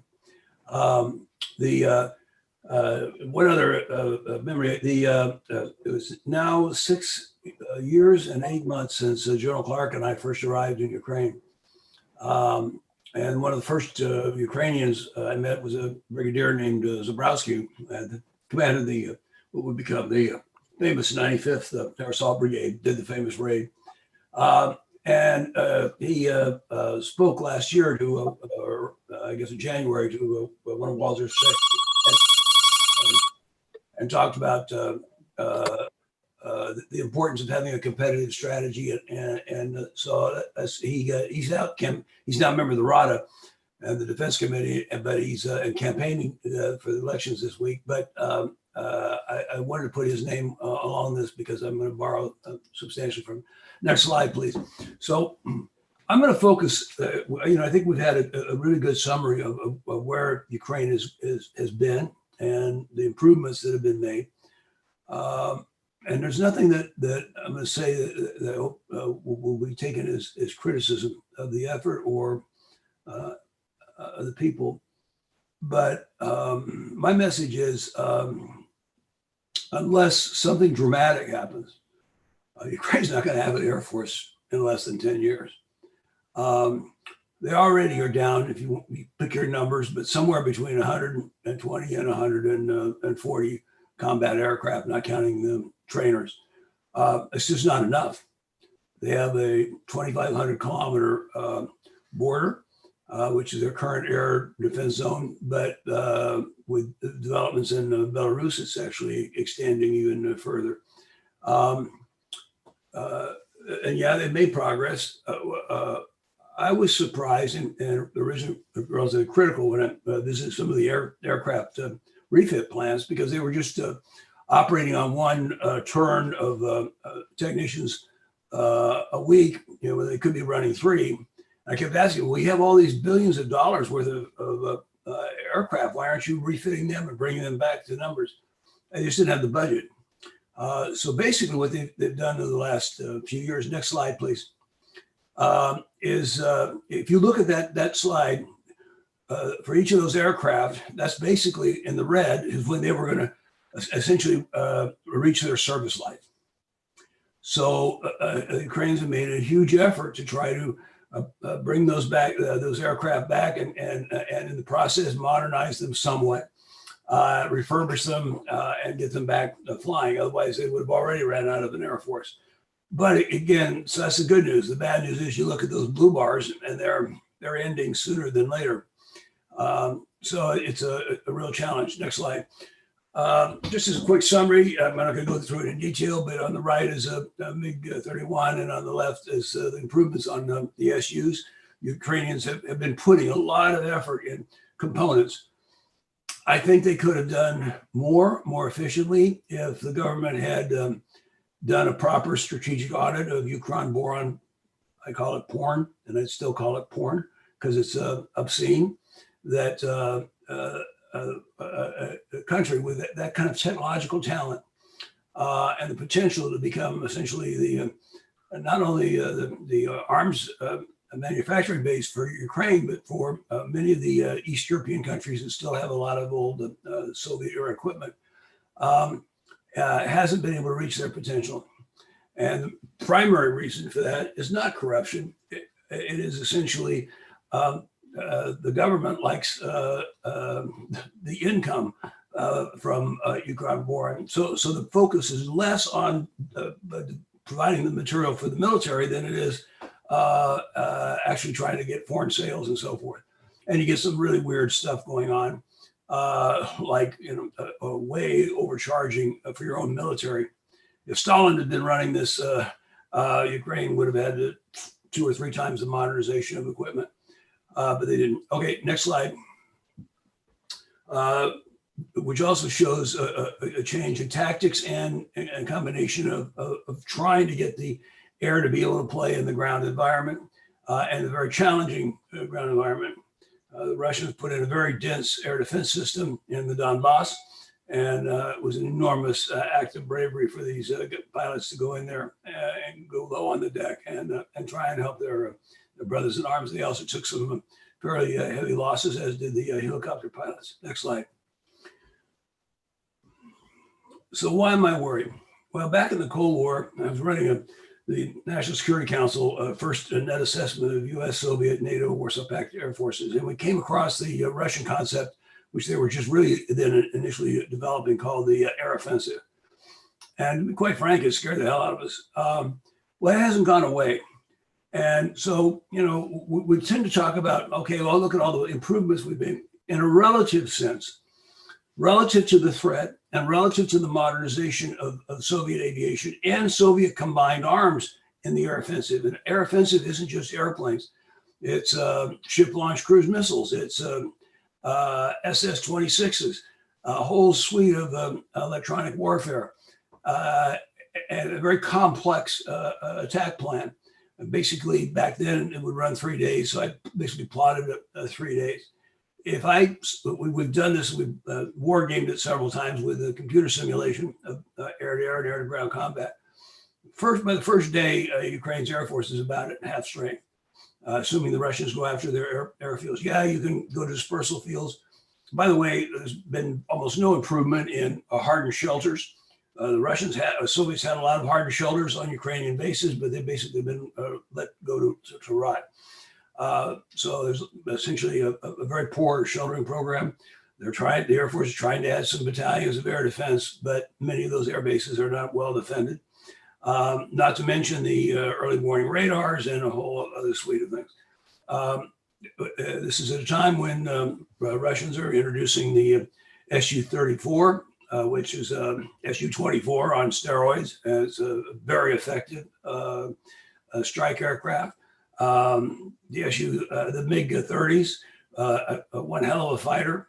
And 29 is probably just outmatched. It's a generational difference between, and not to mention the coming Su-35s. Plus, so you take those modern aircraft, and the Soviets, the Russians have as many of those new aircraft as the entire inventory of Ukraine. Not only that, they got another 300 or so other fighters, depending on how you want to count, 50 to 100 bombers, and 250 helicopters that can be mounting armament, including some very new ones with precision-guided weapons and fairly good standoff. So Ukraine is facing a crisis twofold. One is in my view, the threat is getting substantially worse and will proceed to get worse because Ukraine doesn't have the resources to go out and buy a whole new generation of aircraft. They've done just about everything they can to the current fleet. And secondly, they got a limited number. Next slide. Some of the challenges and also the opportunities. So we tend to think of Ukraine as this great step where tank armies can roll at will. But if you actually look at it, it's divided, particularly close to the border, with a whole series of rivers. And then if you actually look at it in terms of a swamp or muddy areas or soft soil, and essentially compartmentalizes the battlefield, which is a great opportunity for mobile defense to play active defense and give fairly high losses to an attacker. There's also a lot of bridges, so you can see all the bridges plotted there in the little red dots. That's the good news. The bad news is that yesterday, Ben Hodges and by the way, my colleagues, General Breedlove and General Clark and General Hodges, I have nothing but the highest respect for. Was referencing the deployment of the Ukrainian army. Roughly half of the Ukrainian army is west of the Dnieper. So in a major attack, they're going to have to move east. Well, there's essentially 12 major bridges over, 10, I think, major bridges and a couple of dams over the Dnieper. That force has to get your channel, and it makes an ideal interdiction target. Not so much, I guess, mobile targets, but just taking out the bridges to keep them from deploying. So it's a mixed bag. But the Ukrainian Air Force, to its credit, has been working on ground attack so they can actually do some of this. Next slide. Yesterday we had a very interesting discussion of the Navy. I was there at Mariupol when the Russian attack helicopter took out a Ukrainian patrol boat, which most people don't remember. I don't care what you put in the Ukrainian Navy, they're probably not going to survive the first couple of days of the war. Now, that's not a reason not to put those mosquito fleets and so forth for peacetime, for patrol, for a whole host of very legitimate functions. But they are not going to be able to stop a major or intercede a major effort by Russian ships to either blockade or to have multiple landings along the southern coast. That's going to require air attack of some kind. In the absence of submarines, that's going to in Ukraine. That's going to require essentially air, either missiles or cruise missiles or air delivered. They just don't have enough or the right kinds of munitions yet. Next slide. I highlight this, and this is now a couple years old, but basically was a Ukrainian plan to put their early warning radar systems in. And the point I'm highlighting here is not about them, but about us. Ukraine offers NATO an enormous amount of depth and early warning. And if the Russians move their forces against the Baltic or into Belarus, they have to leave some behind and look over their left shoulder at Ukraine. So Ukraine is truly a strategic position for the defense of the West. And I just don't think we realize it, that it is in our strategic interest, it is in the strategic interest of the alliance to make sure that Ukraine doesn't fold in a couple of days. I have no doubt that army is going to fight and fight hard. But when the other side controls the air, it's just a matter of time because your movement is inhibited and it's a very unfair fight. Next slide.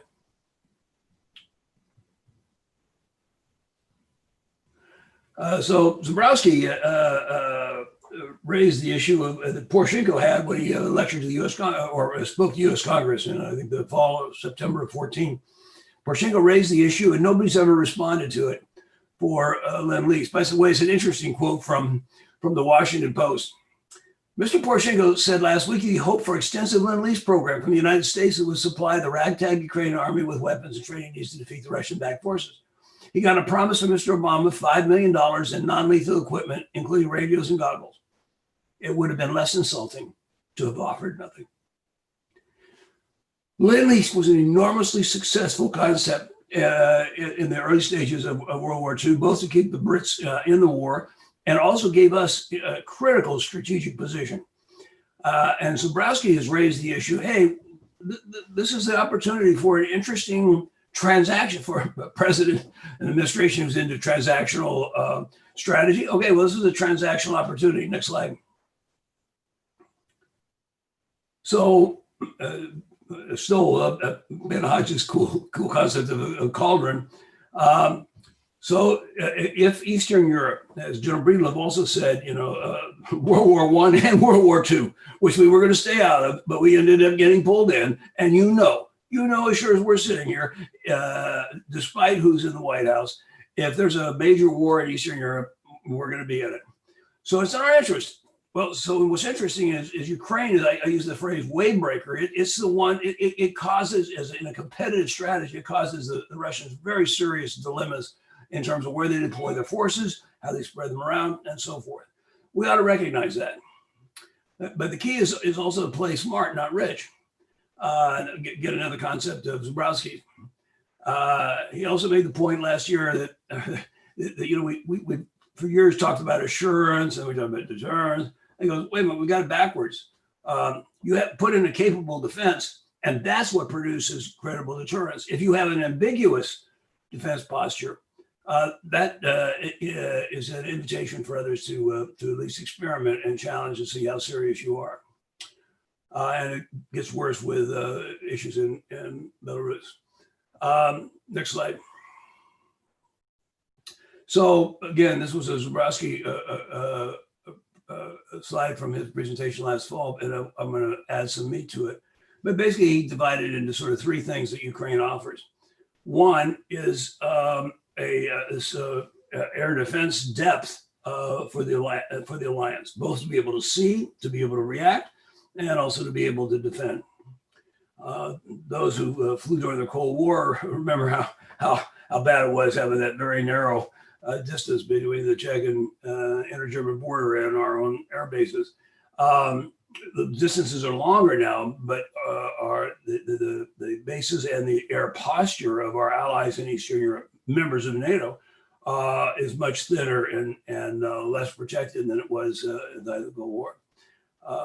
One side issue, by the way, particularly with Belarus going the way it is, and it's going to, I may not be alive by the time this happens, but back in the 50s, NATO used infrastructure funds to fund the original Nike Hercules air defense belt. Then later, individual countries filled it in forward with the Hawk belt.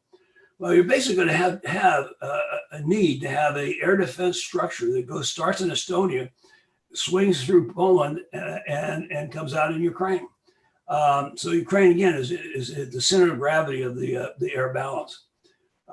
Secondly, with the U.S. Army's been talking about a multi-domain missile. Ukraine's, by the way, is several years ahead of actually being able to field and test similar missiles. And frankly, I think we ought to drop some of our arrogance and see if we couldn't learn something from them, maybe do a joint partnership. But one can hold the Russian lines of communication. And by the way, going into the Baltics, there's an enormous number of, there's very little road net within the 100, 150 kilometers of the Baltic. And so the Russians are very heavily dependent on rail. And those rails cross some major bridges. Having a multi-domain missile that can take out those bridges has an enormous impact, if not being able to stop the first echelon, the second, or the logistics sustainability. Likewise, and several referred to it already, take a page out of the Chinese playbook. I mean, they have scared the heck out of us in the Far East by having a anti-ship repertoire, anti-ship capability. You do the same, you do half of that in capability. And you could essentially either pin the Russians in or out of their ports at Sevastopol, Novosibirsk, and so forth, or hold them hostage in the open sea, or as they're attempting to do a landing. Instead of the Black Sea fleet being a magical device to export their political objectives in the area, it can be basically a sitting duck if they start hostilities. And they ought to know it. So again, Ukraine offers this really unique position, but something has to be done. Next slide. Skip, this is a blank slide. And my bottom line is modernizing Ukraine's Air Force is America's most effective option in the cauldron of competition with Russia for Eastern Europe. And then from a favorite quote of mine is from Erwin Rommel. Enemy air command of the air pinned my army to the ground and rendered any smooth deployment or advance by time schedule completely impossible. The possibilities of ground action, operational and tactical, became very limited if one's adversary commands the air with a powerful air force. So you can make the Ukrainian army is going to put one hell of a fight in. I'm convinced of, and by the way, I think the Russians are convinced of it. But if they can't protect their own airspace, they're ultimately doomed. So what do we need to do? Well, so I was thinking about it and talking to several people. We're putting F-15Cs and earlier models in reserve storage. The Japanese just recently put an order in, and they're going to buy, I think it's F-15Cs, and then we're going to help them create their own upgrade plant in Japan and convert those to essentially F-15E++. There's no reason that Ukraine couldn't do the same thing. We've already paid for the aircraft. We don't have the manpower force structure to have it fielded. So you go, why wouldn't it be in our interest to take and not sell, give them as part of a Lend-Lease program in exchange for having air bases, host nation support, air defense of host nation defense of the where we would bed down, security and so forth. It'd be a great opportunity. And I think we need to think now, bottom line is we need to think, in my opinion, not about the positive developments of the past, let's pat everybody on the back, but of a scary future unless we do something truly strategic and significant. Thank you very much.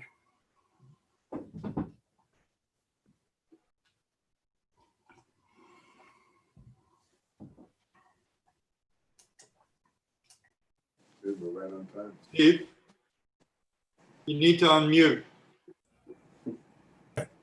Thank you. I'm going to send a question to all the members of the panel that came to me from the audience, and it's very topical. Those of you who are following the war in Nagorno-Karabakh have seen the very impressive use by Azerbaijan of drones and what they have done to the Armenians. We saw similar scenes in the fighting earlier this year between the Turks and the Syrians, and to some degree the Russians in Syria. These Turkish drones, which are apparently both reconnaissance and strike capable UAVs, can do an awful lot of damage to ground and perhaps naval forces as well. So the question is, can Ukraine make up some of the deficiencies that have been outlined here due to the funding and other problems by going towards UAVs? Whoever wants to answer that, please go ahead. Having got hit by one, Can you hear this? I'll give it first. You're on. Steve, am I on, Phil? Yeah, you're on, Phil. You're on. It's a great idea, but recognize the limitations of UAVs. They're relatively short. The further they get out, the more susceptible they are to various jamming and so forth. So It's breaking up. The reason why I ask is we may get a question. So Go ahead, Phil. Okay. Go ahead, Phil. So it's a great idea, and it's a relatively inexpensive option, but it only solves your near-in problem. You cannot let that Russian Air Force and those ships standing off 200 kilometers away with their cruise missiles have a free run in your bombardment, because you won't have any air bases left or flying. So you got to be able to hold them at risk. And so, yes, it's a great idea for a part of the problem, but not the bigger one. Do any of the other panelists have anything to say about that? General Kamenetsky, General Langen? Yes? Did you hear the question, sir? Yeah, this is General Mangan. Yes, General Mangan. Yes, I did, regarding the UN. Yeah. Yes, I did, regarding the drones. Can you hear me? Yes, I hear you well. I agree with what Dr. Carver said. The additional challenge, I mean, UAS and the unmanned aerial system, kind of that network, there's a scale of size for UASs that can be used to, on the one hand, aid Ukraine in their defenses. And I think in some areas, like we practiced in 2018, they can be very helpful, but they must be used in conjunction with their forces.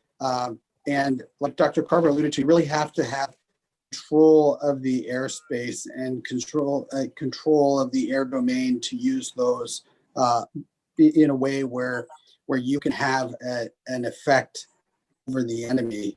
I think there are some things that we can do, and we're going to be working with the Ukrainians in this area of counter UAS, where we work with different strategies to counter the effects of an enemy using UAS power lines of communication and visual information against you during a conflict. So I think it's an area that needs to be looked at from both sides. Okay. Hello? General Kremenetsky. Yes. Yes. Thank you, Do General. you hear me? General Kamenetsky, yes. Can we hear you? I think you have to unmute your microphone. Already, okay. Are you? Yes. Well, I agree with both. This is a separate topic with UAVs, and in current situation, we cannot substitute air platform or tactical fighter with UAV. We do use UAV on a tactical level, and we procure some UAVs from Turkey, as you, I believe you are aware of. And our crews for these UAVs are training now in Ukraine. So that it's one of the future ways of development, one of part of development of Air Force as well. Okay. Thank you. Colonel Schwarzenegger, is he there? Does he have an answer? Does he want to speak? I guess not. Well, I'm getting the signal that we have to wrap up the panel because it's approaching the noon time, and I guess lunch is more important for everybody than everything else. So I want to thank all of our panelists for a splendid and highly informative discussion. There are two questions that, short questions, because at 12:05, I'll give it that. So Steve, they're on the question and answer. The only question I've gotten is the one about UAVs. I haven't seen anything else. The Q&A, in the Q&A, I can read it for you, Steve. We've got two. One is a question, very short question. What's the role that other NATO countries can play with respect to Ukraine on this issue? Since I live in Canada, I would ask what the role of Canada can play. And then second, a question to Dr. Carver. Can you briefly give us some specific recommendations on how Ukroboronprom can restructure to be able to meet the lofty goals of Air Force Vision 2035? And I'm going to ask that be done in about 5 to 7 minutes, both those questions, whoever wants to take them, of our. Yeah, I went through other states on this venue, though. Who's speaking? This is General Magrum. Just quickly on what I heard, I may have missed some of the question regarding the appetite for other state partners or other states in the surrounding area. If that was the question, to aid. Can you clarify the question, Walter? The question was actually, because it was coming from Canada, what might Canada do? We know that Canada has been doing a lot in other things. They were there early training and everything else, but even in things like air assets and so on and so forth, are there things that other NATO countries can do? And what are they doing if you've experienced that?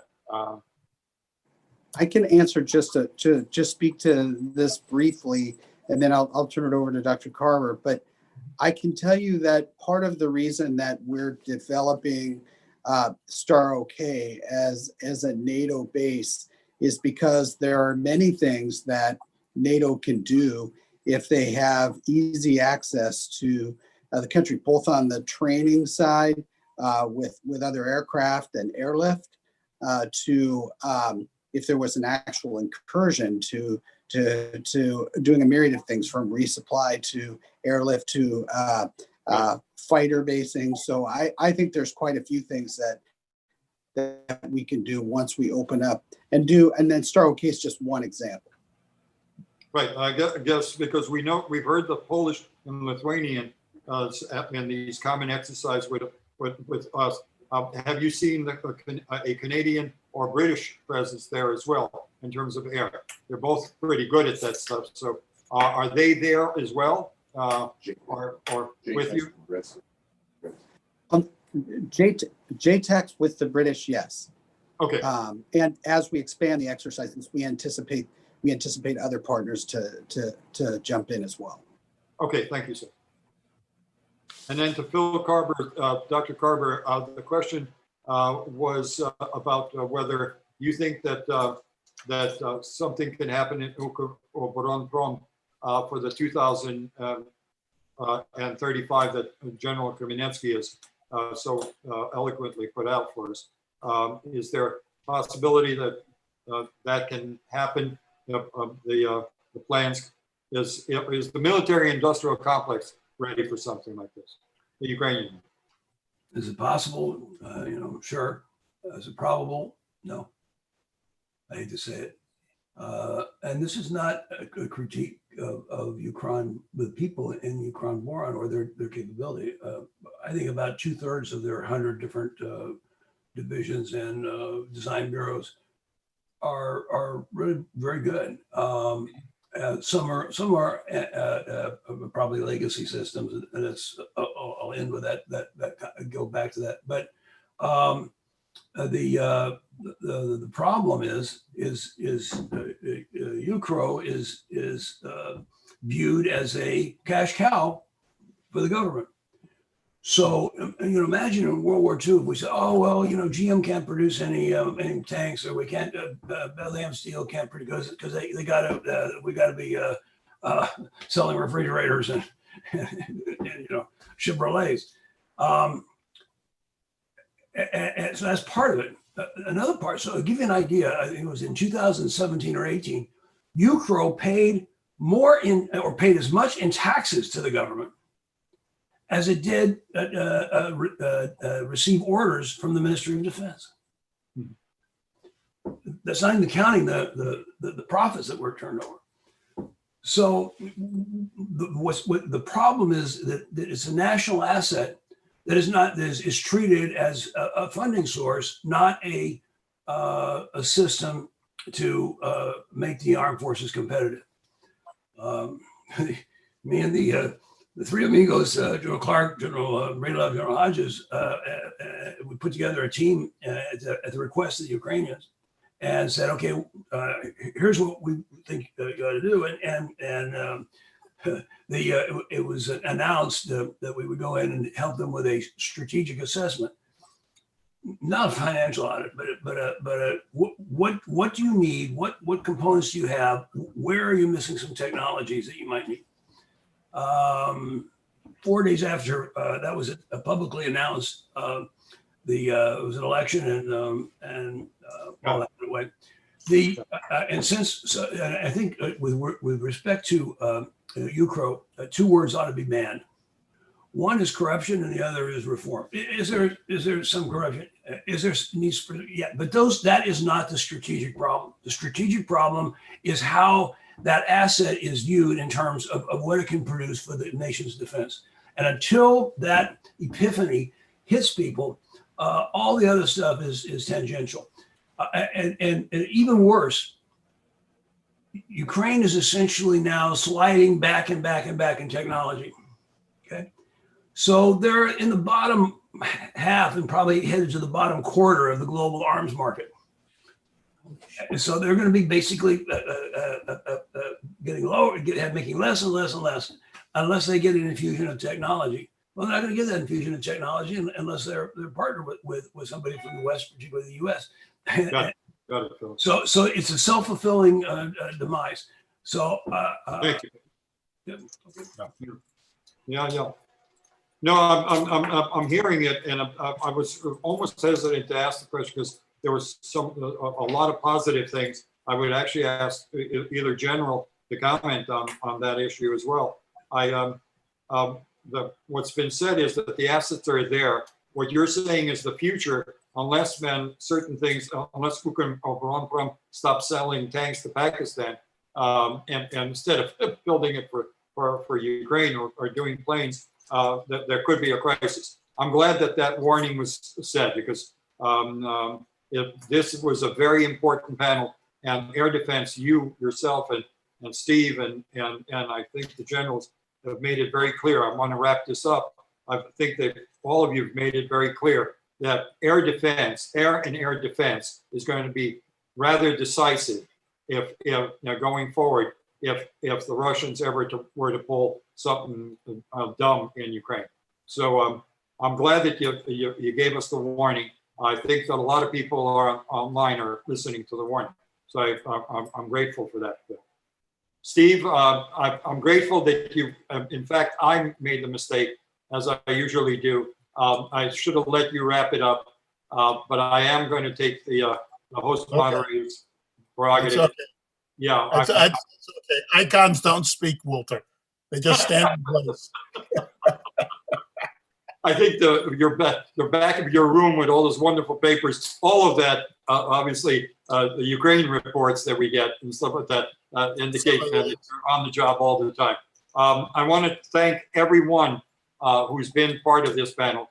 This panel has been extremely effective as the ones yesterday with on land and sea. We've learned a great deal. And so with that, we've closed the part.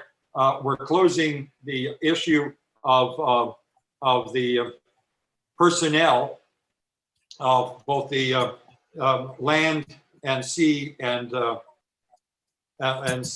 air components, and we're moving on to the final panel of our roundtable, and that is evaluating the capabilities of the general staff of the armed forces of Ukraine. I laughed about, the young von Clausewitzes and so on and so forth that we might need in Ukraine.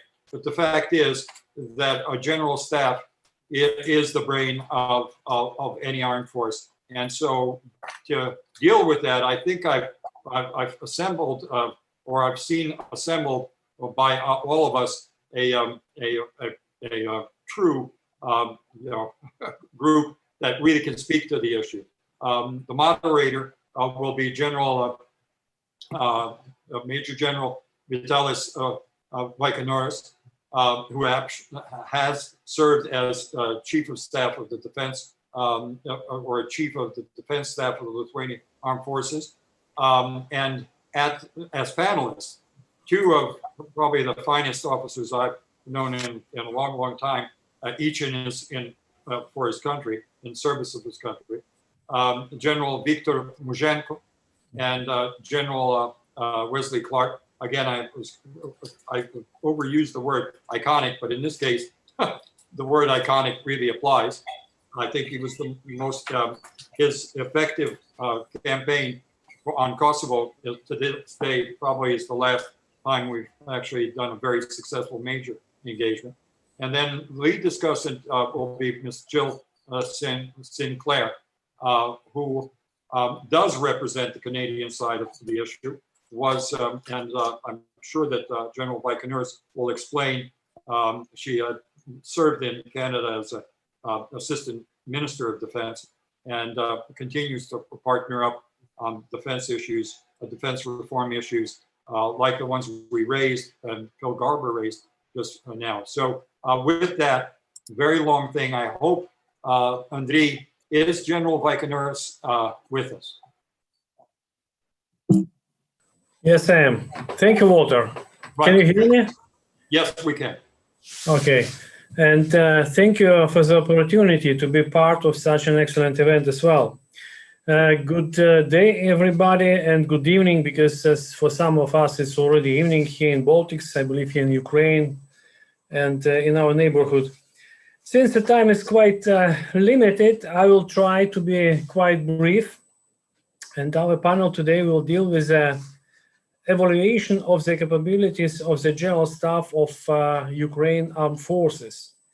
In fact, presenting and discussing different ideas and different views on the state of readiness of the institution to conduct and to lead reforms process of the Ukraine Armed Forces.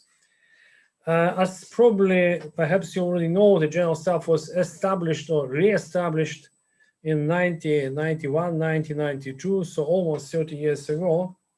And since then was leading all the processes in the Ukraine Armed Forces. Big challenge definitely was 2014, when war has begun, and permanent implementation of the lessons learned and lessons identified, I would say, and lessons learned after war. Should especially emphasize that this year, the year of 2020, was and still is a year of the major changes and major reforms of the General Staff of Ukraine Armed Forces, and not only General Staff, but as well of Ukraine defense strategic level architecture. And reforms are conducted and will be conducted along with the Ministers of Defense announced 10 lines of efforts of the reforms, starting from defense policy line of effort and down to strategic communication, including all activities of armed forces. This year, the position of the Commander-in-Chief of the Armed Forces of Ukraine was established separately from the position of the Chief of General Staff of Ukraine Armed Forces. As well, the General Staff retained function of the force management, while functions of the force generation and force employment were redistributed appropriately. And this year, General Staff was as well reformed and restructured according to the common in NATO countries J structure. And introduction of the Western model, I would say, of defense management and defense planning process and procedures started. Definitely, there are some challenges here as well, but I will leave it for our panelists. And today we have, as Walter mentioned, today we have with us two distinguished panelists and the discussant. The first speaker today will be General Viktor Muzhenko, former Ukraine Chief of Defense, who was leading Ukraine General Staff for 5 years, since 2014, since war started, and he retired last year. General Muzhenko has 40 years of military service experience, was leading different units and institutions, including Carpathian Military District, leading Ukraine Peacekeeping Brigade in Iraq, commanding Ukraine 8th Army Corps, and completed his military education at operational and strategic levels of command at National Defense Academy of Ukraine. Our second panelist today will be retired General of the United States Army, Wesley Clark. General Clark has 34 years of military service experience, graduated in 1966 from West Point, was commanding company during Vietnam War, was as well commanding officer for the 1st Cavalry Division of Fort Hood, United States Southern Command, leading operation in Kosovo. By the way, it was NATO's first major combat operation. And as well, General Clark, I should mention, retired from positions of the Supreme Allied Commander and Commander-in-Chief of the US European Command, so he was double-headed. He obtained degrees in philosophy, politics, and economy in University of Oxford and a master's degree in military science at Command and General Staff College. As well, should mention that General Clark has impressive civilian career after retirement as well. And our panel discussant will be Honorable Jill Sinclair, Executive Director, External Engagement and Partnerships at the Canadian Defense Academy, and as well Canadian Representative in the Defense Reform Advisory Board, Ukraine. So we are working together with Jill in Defense Reform Advisory Board. She served previously as the Assistant Deputy Minister Policy, as well as Canada's Special Coordinator for the Middle East Peace Process, Director General of International Security and Global Issues, as well was leading Ottawa process that resulted in the Ottawa Convention banning anti-personnel landmines, and was Canada's first ambassador for mine action. So without further ado, we are moving to our first panelist. And General Muzhenko, the floor is yours, please.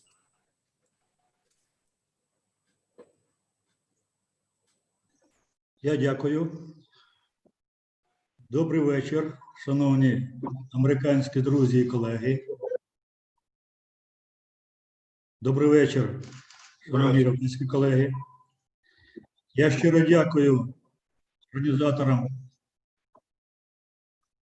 нашого заходу за можливість прийняти участь в дискусії щодо перспектив Збройних сил України в світлі тих загроз і викликів, які існують на сьогоднішній день і можуть існувати в перспективі не тільки в відношенні України, а й всього цивілізованого світу.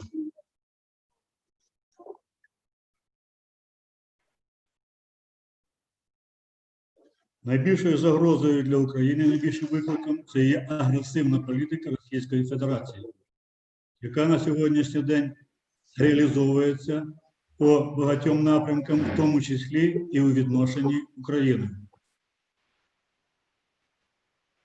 Найбільш потужним чинником для стримування такої агресії і адекватного реагування, на мою думку, є такий інструмент державний, яким є Збройні Сили України. Потужні, сучасні, оснащені Збройні Сили – це якраз і є запорука українського суверенітету. Для здійснення реформування таких Збройних сил, нарощування їхніх спроможностей в Україні повинен бути потужний мозговий центр. Достатньо проінформований, здатний узагальнювати досвід, робити з нього відповідні висновки і рекомендації, і реалізовувати їх, і втілювати в практику підготовки і розвитку Збройних сил. Крім того, цей орган повинен бути здатний генерувати ідеї і теж організовувати їхню реалізацію. Та здійснювати ефективний контроль і допомогу.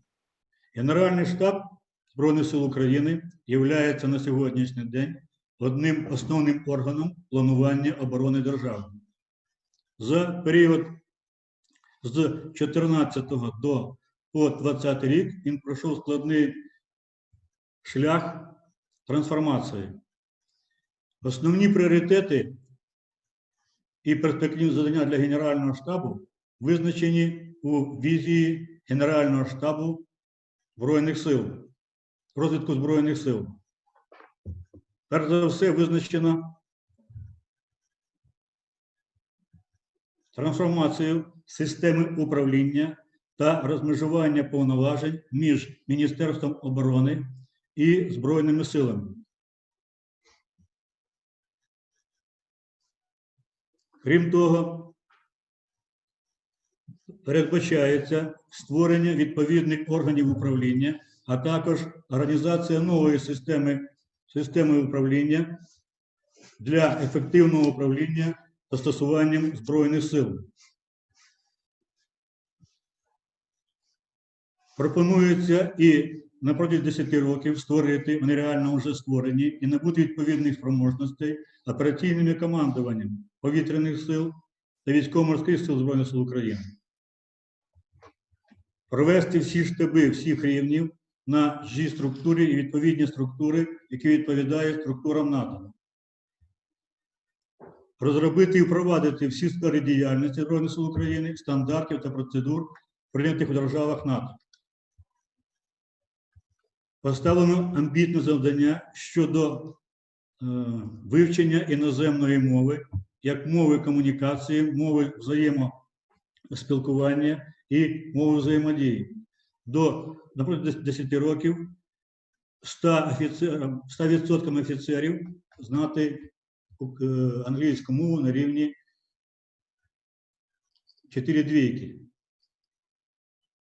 і 50% сержантського складу. Завдання амбітні, і треба визначити, що на сьогоднішній день, як вже було сказано модератором, частина цих завдань вже виконано і знаходиться в процесі удосконалення, а також нарощування спроможності. Мова йде про те, що створено відповідні командування, Генеральний штаб змінив свій функціонал.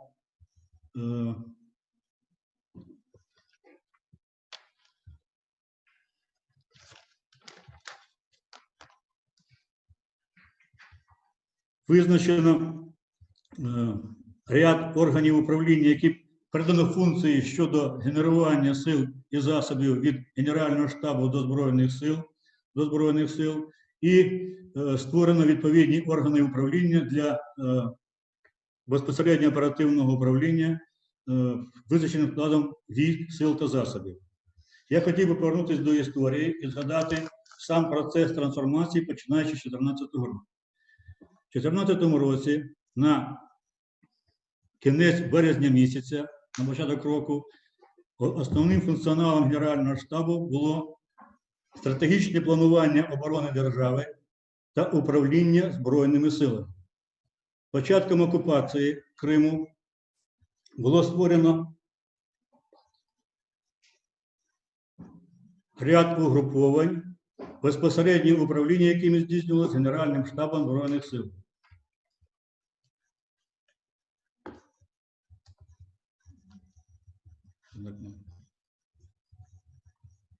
Але в квітні 2014 року в зв'язку з загостренням ситуації на території Донецької і Луганської областей виникла необхідність створення і іншого штабу для оперативного управління визначеним сил та засобів в зв'язку з тим, що операція, яка була визначена як антитерористична, змінила свій формат де-факто в зв'язку з тим, що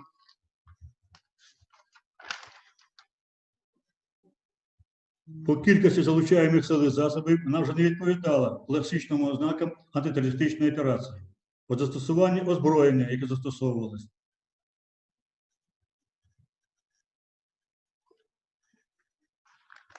Наявності підтримки, мова йде і про людський ресурс, і про матеріальні засоби, фінансування з території суміжної країни, території Російської Федерації.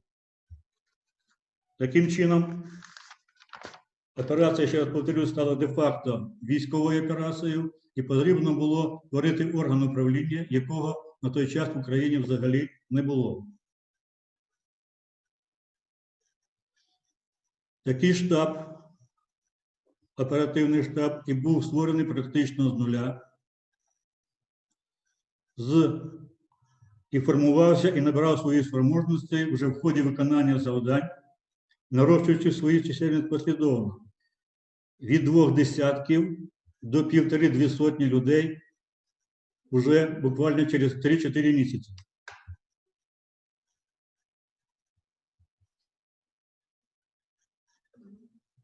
Особливістю цього органу управління було те, що він комплектувався добровольцями із числа військовослужбовців, офіцерів Генерального штабу. На жаль, на той час їх не було так багато, тому і ця чисельність від 2 десятків до 1,5-2 сотні якраз і визначається відсутності великої кількості бажаючих приймати участь в відповідній операції, здійснювати безпосереднє управління угрупованням, яке було визначено для її проведення.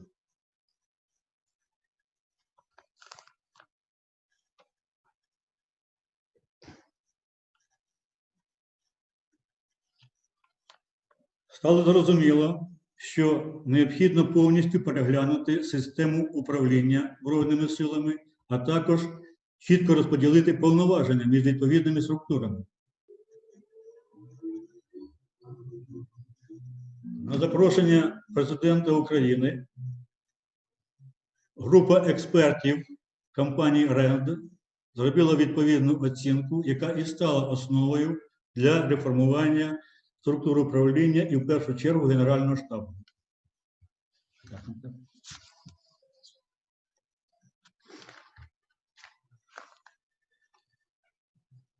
Тому якраз в період з 14, 15, 16 року був створений вже оперативний штаб структури Збройних сил на базі головного командного центру, який і взяв на себе цю функцію.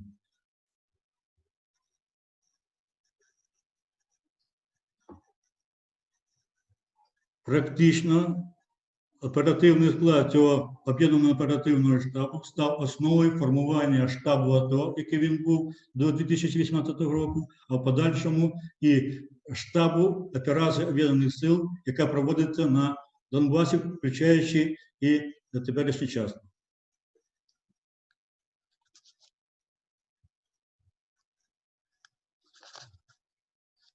Період 16-18 років здійснювався перехід на G-структури Генерального штабу, а також йшов процес переформатування відповідних структур в загальній системі управління.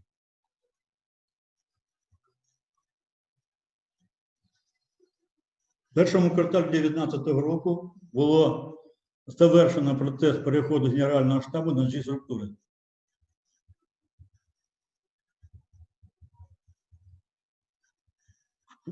В поточному році пройшов процес розмежування повноважень між начальником Генерального штабу і головнокомандуючим Збройних сил.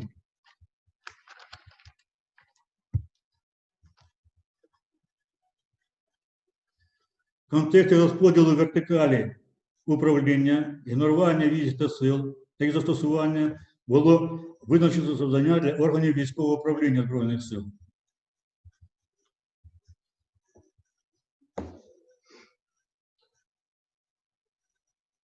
Генеральному штабу стратегічне планування, застосування та розвитку Збройних сил та інших складових сил оборони.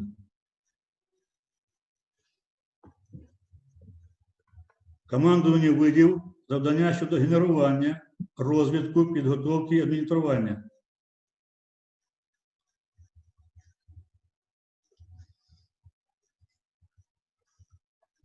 Новоствореному командуванню Об'єднаних сил управління застосуванням визначеним складом сил та засобів,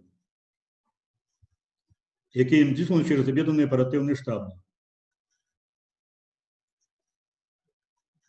Оперативне управління безпосередньо військовими частинами було покладено на відповідні органи оперативного управління: повітряні командування, оперативні командування, операційні командування повітряних сил, морське командування, які теж вже були створені. Також створені набирають спроможності командування сил логістики, командування підтримки, командування військ зв'язку і кібербезпеки і командування медичних сил.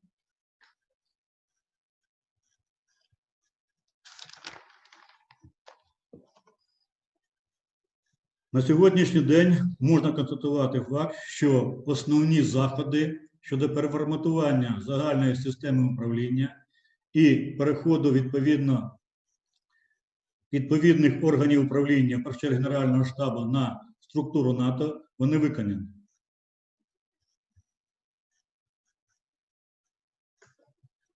Але, на жаль, є ще ряд проблемних питань, які потребують вирішення.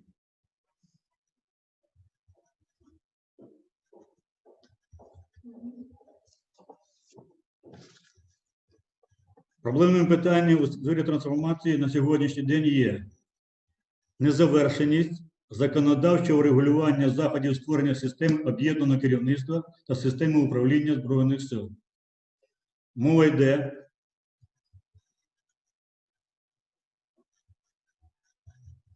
про необхідність законотворчого врегулювання цього процесу, прийняття відповідного закону щодо змін до Закону про національну безпеку України.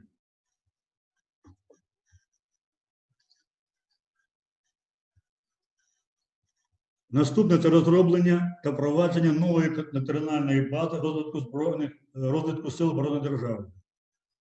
Стратегія національної безпеки в Україні вже прийнята указом президента, введена в дію від 14 вересня 2020 року. А є ще необхідність відпрацювати стратегію воєнної безпеки і відпрацювати програму розвитку Збройних сил на період 20-25 років.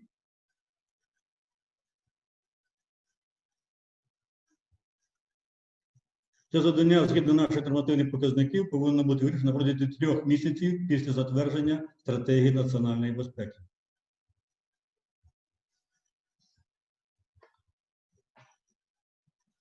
На жаль, не завершено розподіл повноважень між Міністерством оборони України та Збройними силами України.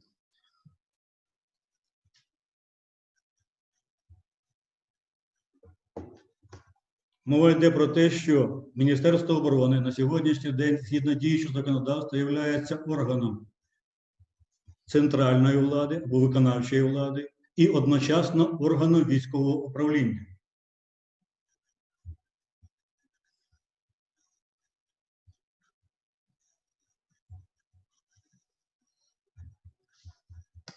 Що створює певні проблеми для його функціонування і взагалі функціонування Збройних сил, включаючи проведення демократичного цивільного контролю.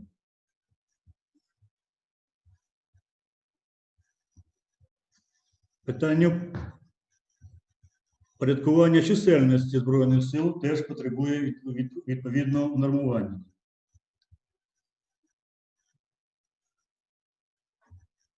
Крім цього, проблемами є відсутність інфраструктури для розміщення командувань об'єднаних сил, операційних командувань повітряних сил, морського командування, військово-морських сил Збройних сил України.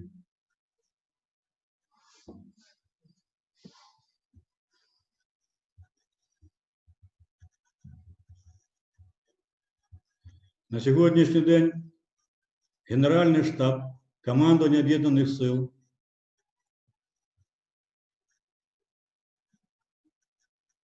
знаходяться в одному приміщенні в місті Києві, що не дозволяє їм повністю, скажімо так, набрати і персонал, і провести відповідне злагодження своїх органів управління, і набрати відповідні спроможності. Однією з пропозицій було створення окремої сучасної інфраструктури для розміщення такого стратегічного командування, яке повинно здійснювати управління Збройними силами при відбитті агресії, як командування об'єднаних сил в іншому визначеному місці.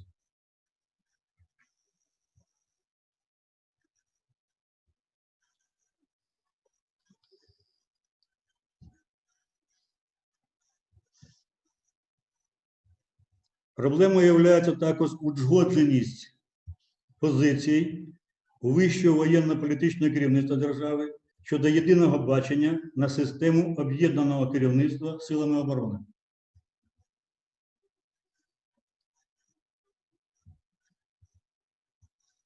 Це, в свою чергу, призводить до постійного процесу незавершеності трансформації зазначеної системи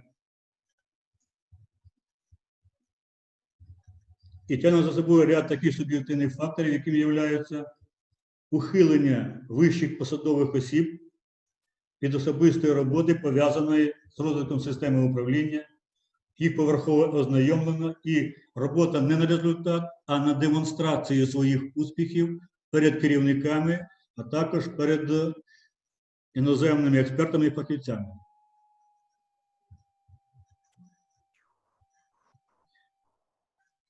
Однією з проблемних питань є, вона слідує із першої проблеми законодавчого регулювання щодо створення системи об'єднаного керівництва, це брак конструктивної взаємодії з Міністерством оборони та керівництвом Збройних сил.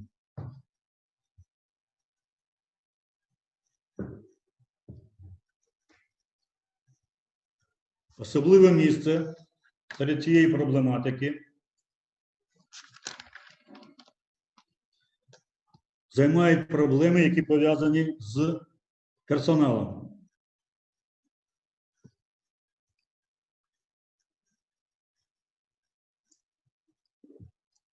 В ідеалі в органах військового управління і в першу чергу в Генеральному штабі, командуванні об'єднаних сил на керівних посадах повинні бути офіцери-лідери, тобто люди, які мають певні вольові якості, організаторські здібності,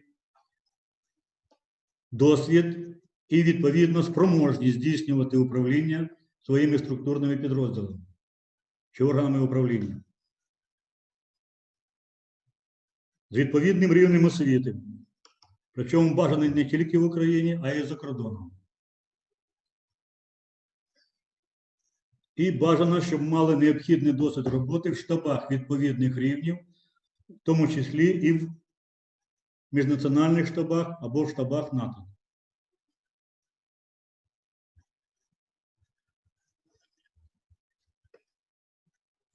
Що тут є проблемою? Першою проблемою для вирішення цих проблемних питань є проблема плинності кадрів.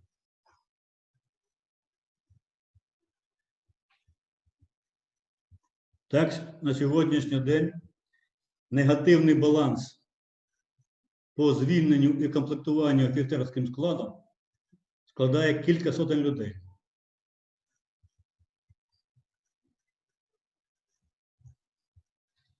Ще одна проблема в зв'язку з цим – це те, що звільняються люди з досвідом, з практичним, бойовим, відповідним знаннями, а комплектуються люди, яким потрібно час для того, щоб цей досвід набути і здійснювати ефективне управління процесами, які відбуваються в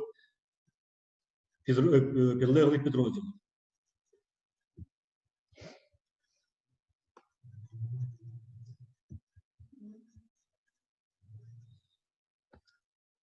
Ще однією проблемою є утримання офіцерів, це теж в якості плинності кадрів, які отримали відповідну освіту за кордоном. По аналізу ситуації щодо комплектування і, скажімо так, призначення офіцерів, які закінчили навчальні заклади за кордоном, на сьогоднішній день із офіцерів, які навчались в період з 2000 по 2019 рік, із загальної кількості більше 50% звільнилось.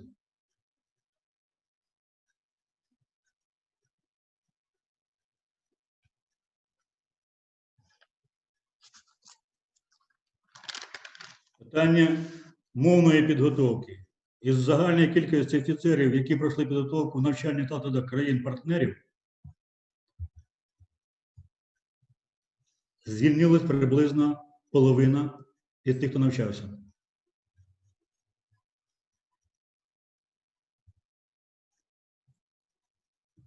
Така ситуація приблизно із тими офіцерами, які пройшли мовну підготовку в навчальних закладах України.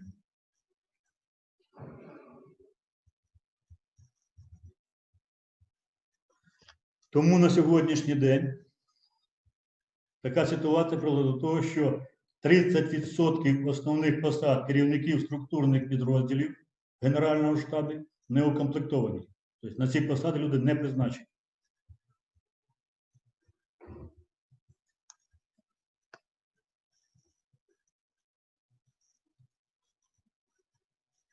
І це при тому, що за період 2019-2020 років було звільнено кілька десятків генералів, 80% з яких мали практичний і бойовий досвід, відповідний рівень підготовки.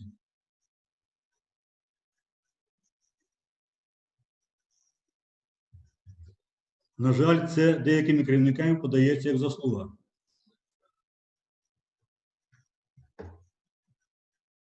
Хоча вже зараз ми спостерігаємо проблеми в ротації оперативного складу, в штабі операції об'єднаних сил на Донбасі, а також керівництва цієї операції.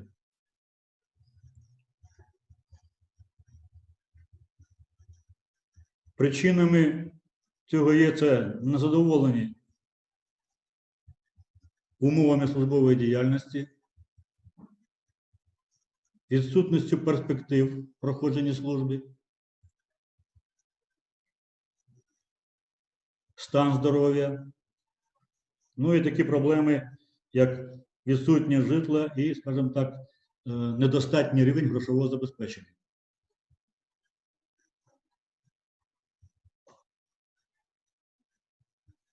Ще однією проблемою, яка негативно впливає на комплектування офіцерським складом і проходження, це паперова робота, велика кількість документів, документообігів. Тут мова йде про автоматизацію процесів управління. На жаль, певні кроки в цьому напрямку зроблені, але на сьогоднішній день вони недостатньо реалізовані і не дозволяють удосконалити сам процес документообігу і зменшити наплив таких документів.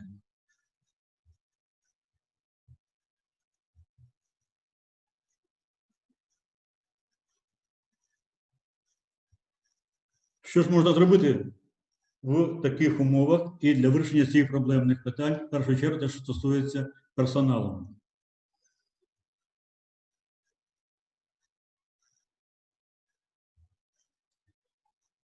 Це сучасний кадровий менеджмент з використанням автоматизованих систем, обліку особового складу, з метою зменшення суб'єктивного впливу на процес призначення.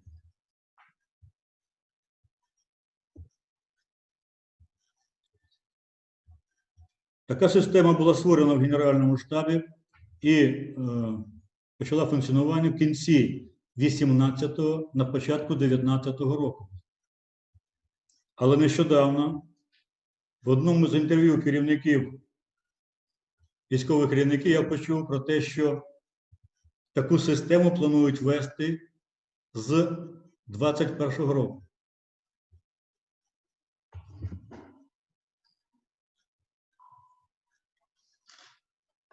Виникає питання, чому 2 роки цей процес, скажімо так, не реалізовувався.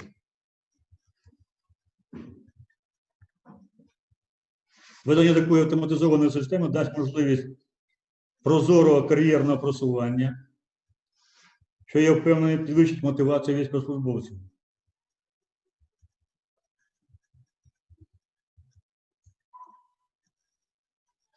Ще одним напрямком підготовки персоналу для органів військового управління і для Збройних сил – це збільшення квот на підготовку фахівців у вищих військово-навчальних закладах за кордоном.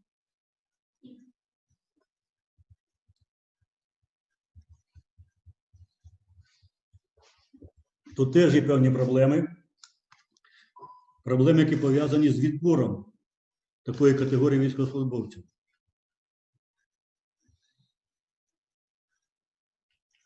Період 2000-2020 років із загальної кількості тих офіцерів, які пройшли навчання за кордоном, 1/3 була звільнилася. Інша проблема. Не завжди здійснюється якісний відбір в плані відбору іменно безпосередньо лідерів, людей, які мають перспективи в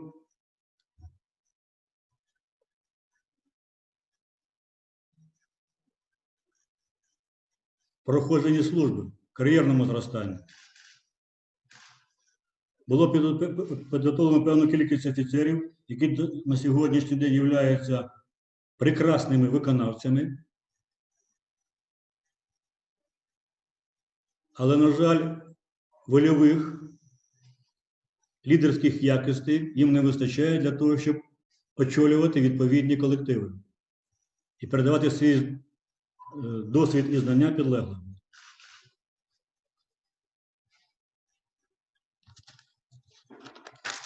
З 2017 року ми започаткували систему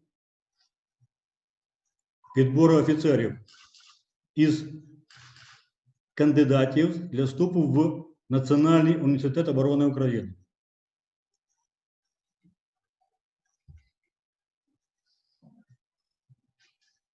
Було запропоновано після навчання і освоєння програми першого курсу відповідного рівня навчання і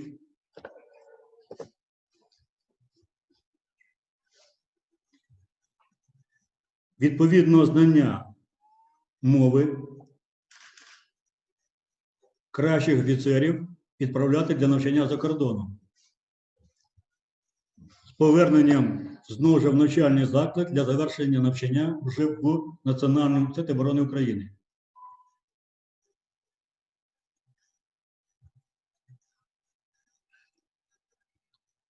Це давало можливість їм мати сертифікат про завершення навчання і в навчальному закладі країн-партнерів, і в навчальному закладі України.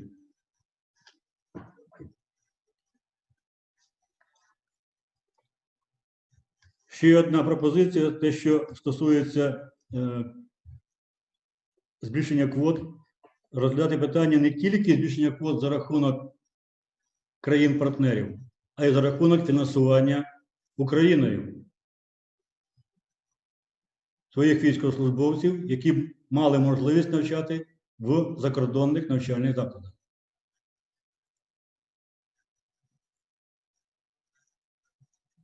Можлива зміна формату операції Orbital, Unifier і зробити більший акцент на підготовку не фахівців тактичного рівня, а фахівців вже оперативного рівня.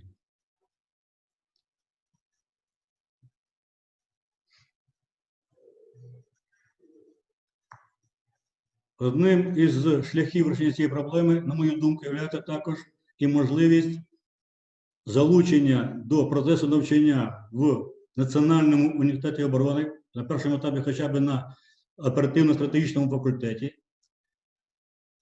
викладачів країн-партнерів.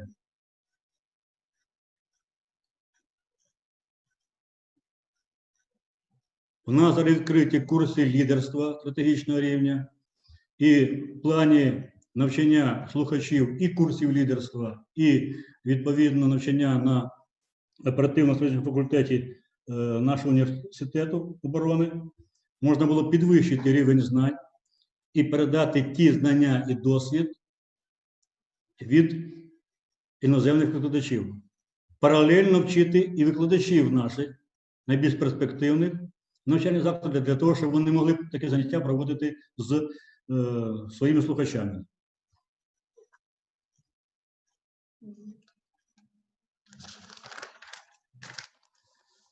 Крім того, тут вже звучало і при розгляді, скажімо так, перспектив військово-морських сил питання можливості стажування офіцерів, військовослужбовців і на штабних посадах, мультинаціональних штабах, і, можливо, стажування на кораблях, а можливо, скажімо так, і відповідно в відповідних структурах чи в підрозділах Збройних сил інших держав.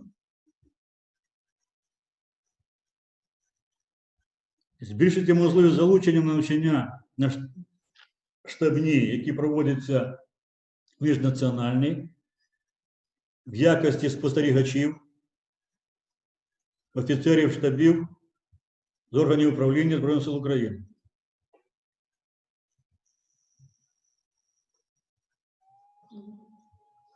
На мою думку,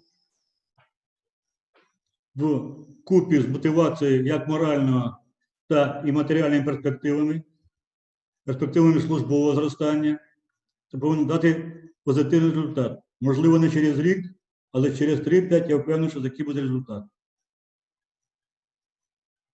Ну і крайнє – це створення відповідних умов для проходження військової служби, перспектив кар'єрного зростання для тих офіцерів, які завершили навчання і мають відповідний досвід, відповідні якості для проходження Збройних сил України. У мене все. Дякую за увагу.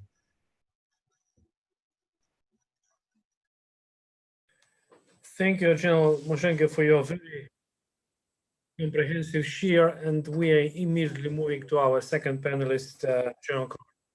Please, General, the floor or the screen is yours.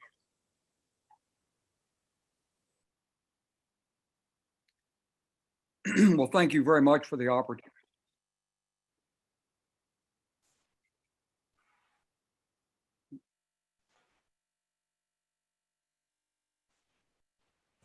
Am I cleared to begin or? Yeah, you are. You just make sure that the translation is off. Yeah, okay. Thanks very much for the opportunity to speak here. Thank you and organizers very much. And I also want to thank Bob McConnell. Give my best regards to Ben Hodges, Phil Friedel, with the problem for him. My old friend Phil Carver. Am I coming through okay, Walter? I'm getting some feedback here. I don't know why. Yeah, we're getting the sound is a little off, Andrew. I think I'm hearing my translation. Yeah, if you can just double check, go down to the interpretation and make sure that the interpretation is off. And I especially want to thank Phil Carver for that excellent presentation. And I see General Keith Dayton is here, and I think go over and be next ambassador there from the United States. He's very capable, got the right skills, his heart's in the right place. Great asset for the United States and Ukraine. I've been going to Ukraine for a long time. I made my first trip there in 1964. I was a cadet at West Point. I was fluent in Russian. I chased Ukrainian girls around in the summertime, trying to buy them ice cream cones and flirt with them. I never had much luck, but it was a memorable experience to go to the Museum of Lenin and to meet a West Point classmates, Ukrainian family that came in from a kolkhoz. Look, I want to say how much I admire Viktor Mashenko and appreciate, Victor, your very thoughtful and candid presentation. You were a fantastic, capable, adroit combat leader. I'll never forget discussing Debaltseve with you after my visit there in the spring of 2015. And as we talked about it, how you weighed off the tactical, operational, and strategic impacts of your decisions. You did a marvelous job foiling Russian military plans, preserving Ukraine's warfighting potential, and establishing the credibility of Ukrainian fighting forces, and indeed the credibility of Ukraine as an independent state. I want to express my admiration to you and also my gratitude. Thank you. I also admire the courage and stamina of the men and women who served and have served in Ukrainian armed forces. Could Vladimir Putin have ever imagined the degree and the skill of the resistance that would emerge in Ukraine when he launched those little green men in 2014? What a strategic mistake he's made. But we haven't fully reaped the rewards of that mistake. And those rewards will come when Ukraine is a member of NATO, fully aligned with the West, fully economic self-sufficient, and a leading contributor to the Western community. Look, I can't evaluate the general staff, and I told Walter this. I would love to come over there with you, Victor, as an old retired guy and offer some thoughts. But I could say this, you've got to, in organizing general staffs, you have to make sure you have a single nexus of oversight and control. Mm-hmm. So the general staff has to have the information flow and make the priority decisions for the present and the future. Now, in the US system, the unified commanders, the combatant commanders in the Pacific or EUCOM, nominally they report to the Secretary of Defense, the Minister of Defense, but actually it all goes through the Joint Staff. The Minister of Defense, the Secretary of Defense, never going to make a decision that doesn't bounce back into the Joint Staff. And we've fussed with this in our own military organizations, and Ambassador Dayton is going to, he can go through that with you in great detail. I would hold up as an example the model of how Israel has organized, because they have a similar situation to you. They have organizations that are imminently, immediately, continuously in combat operations. They're not geographically remote, as is the case in the United States. And so they have to have a unified control of the airspace, but they have to have decentralized operations in the north, the south, and on the West Bank. And you might look at that as a model for organization. There's another thing in the Israeli organization I like that might be useful for Ukraine, and that is the use of reserves. So the reason that this works in Israel is because these men can be mobilized and they can be at the front. They can be doing their work on Saturdays and Sundays on a weekend and then go back to a job. You could do the same thing in Ukraine if you had the flexible organization and if you could be assured of the loyalty of the people that you're bringing in. But we can't do that in the United States. It's not possible for us to take a weekend service member, ship him to Europe, let him work in the headquarters in Heidelberg or UCOM, in Stuttgart or Wiesbaden, and then go back to work on Monday morning. But it could happen in Ukraine. And there's a huge advantage of this because it brings the immediacy of the combat theater back into the civilian world for resourcing and development. I know from my conversations with many Ukrainian developers that they're actually bring their UAVs out to the front lines and they try them out.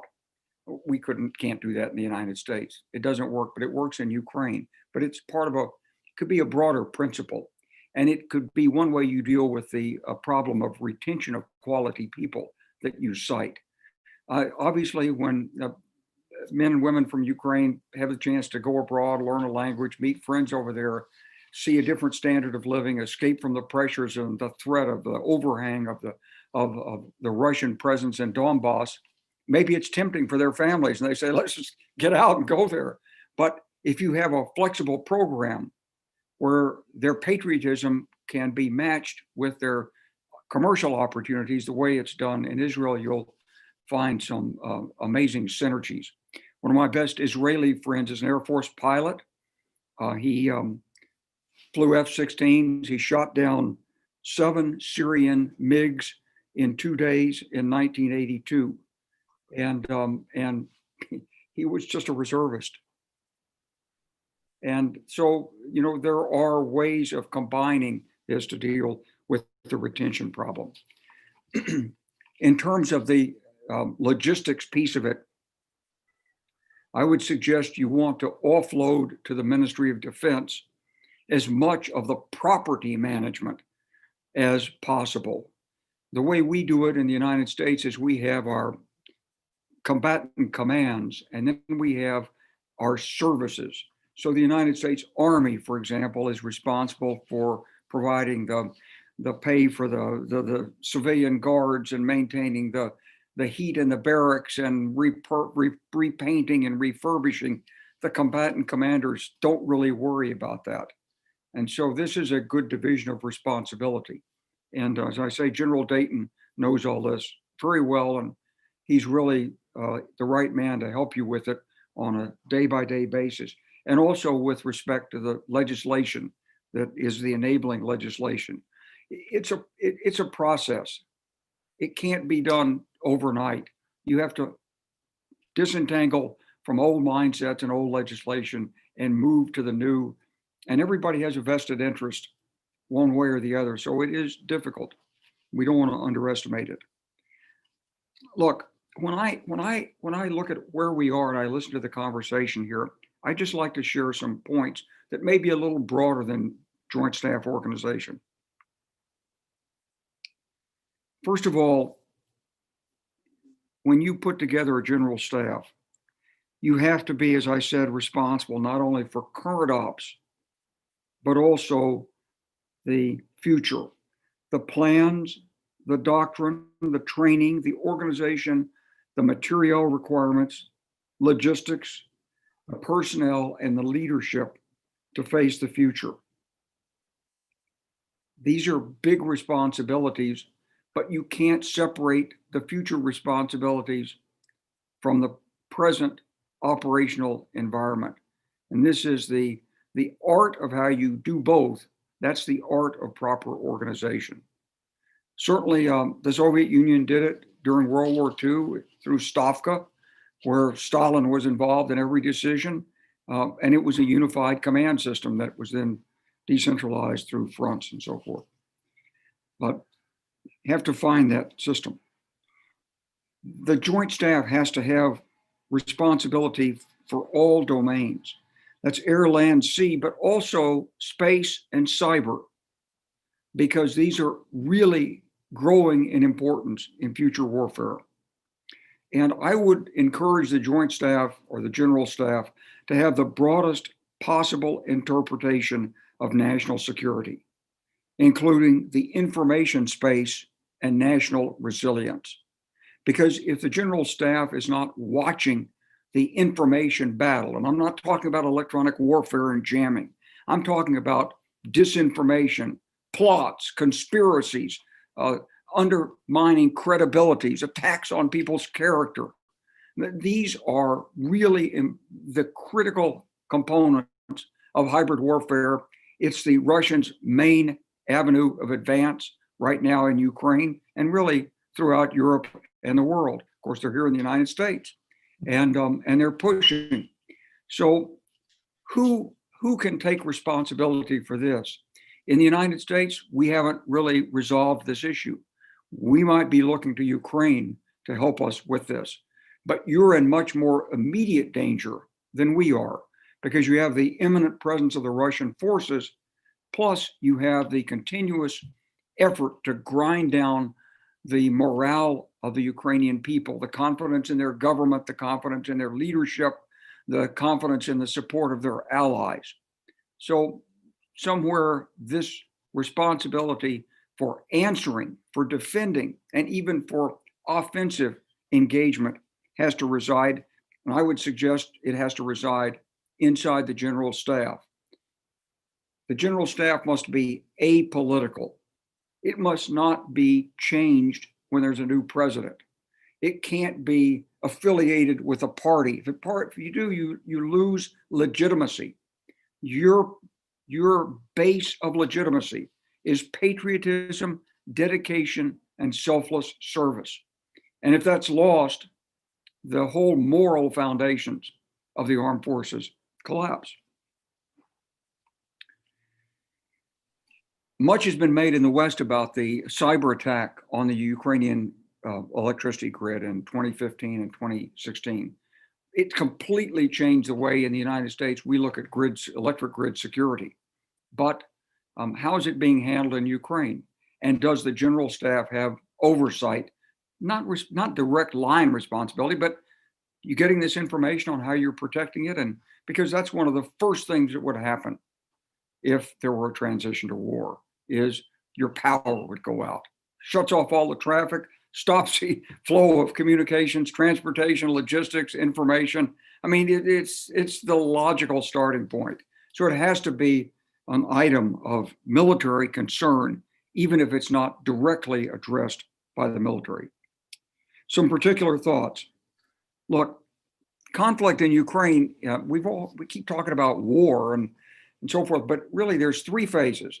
There's the current phase, which some people call a frozen war, but it isn't. People are actively fighting and dying. But there's a transition then to war, and then there's the actual open conflict. So you have to conceptualize this in three phases, not just two. And that means that when you think about it, you have to look at what's the strategic warning? What are the indicators that you're going into the next phase? And then how do you respond to those indicators to deter the escalation to the next phase? Because all through this process, on the other side, you have an active opponent who's calculating. Is it worth it? Can I do it? Can I risk it? Can I get away with it? What's China going to do on my other flank? What's the United States going to say? What will Poland do? Can I scare Belarus into letting me invade from? All of that's going on simultaneously. And so you have to think in terms of deterrence at the same time you're responding to the imminent threat, how to cap it off from the escalation. How do you use strategic and tactical warning? That's the question. There will be strategic warning. There will be tactical warning. Don't know how much. You'll have to sort of develop the indicators for that. And again, I would call on General Dayton, who's an expert in this field, to have a look. And I know he and the defense attaché there will be able to offer some information if you haven't already looked at it this way. As I say, I'm just speaking as an outsider who hasn't looked at the details of what your plans are currently.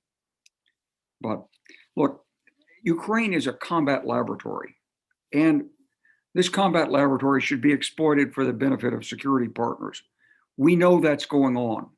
We've learned from Ukraine that really the first step in warfare is establishing not air superiority, it's establishing electronic warfare superiority. Then comes the air superiority. And in Ukraine, you have the advantage of not only having experienced the Russian efforts at electronic warfare, but having a group of officers and former officers who were trained in electronic warfare. To be honest with you, the West never paid sufficient attention to it. We were always behind. We like to operate in the West on a dry day in a desert with orange painted tanks as our opponents and with no electronic interference with our fancy networks and communications. And it's not that way. So you're really the thought leaders for the West in terms of the most essential first element in modern warfare, which is electronics. So I know that the Russians brought in new electronic warfare vehicles. I saw pictures of them when I was in Ukraine. I have no idea what they do. I don't know if they're tactical or strategic. I don't know what they jam. I don't know how flexible they are. Are they jamming radars, radios, or whatever? I know they plugged into broad-based and used broad-based jamming, plugging into commercial power sources. How good was it? And what can we do about it? All of these are elements of a dialogue that really needs to be intensified, because as the United States looks to move out of counterinsurgency and into modern warfare, Ukraine is the critical laboratory. We used Israel for this in the 1970s. And after the 1973 Arab-Israeli war, general after general after general from the United States went to Israel. We said, how did you do it? How did you fight outnumbered and win? What did it take in your tanks? What did you do about the SAM-6? And on and on and on. We should be having the same pilgrimage to Ukraine right now. And Keith, if you're listening, I hope you can encourage that, because there is so much to be learned. Occasionally I hear military officers, citing Ukraine and blah, blah, blah, blah, but I don't see them really learning the lessons, not the way we did from the Arab-Israeli conflict in '73.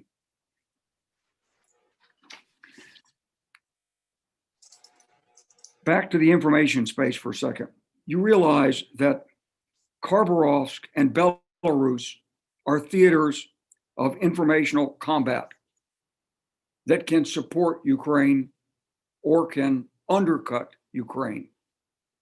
And without crossing the lines into things that we can't talk about on this line, these are theaters of combat. And it's very possible that Ukraine is doing nothing in these theaters. In other words, it's like watching the bully beat up your schoolmate and standing still and saying, gee, I hope it doesn't happen to me. There are things that can be done. And I don't know if anyone's doing them. I don't know if people know how to do it. They're afraid to do it. They don't want to violate national sovereignty or take some super high secret something to do something. I only point out that things that don't help your adversary do help you and bring you breathing space and opportunities. It's been discussed by several panelists about sharing information. Look, this is an absolutely critical area. And from the first time I went to Ukraine in 2014 with Phil Carver and we met with the embassy, we talked about this. And I remember going through the command in the Donbas and talking to the commander there at the time, General Marchenko, which you enabled. And I remember him telling me, well, you know, my sister's married to a Russian general. We were lieutenants together in the Red Army in Germany in the 1980s. Okay, understandable. It's like in the American Civil War, where we had West Point classmates on either side, but they still fought.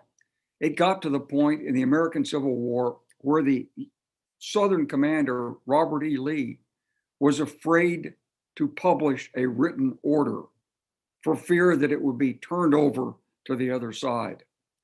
So security is a critical concern, and never more so than in a conflict where both sides have a common language and a common experience in the same armed forces.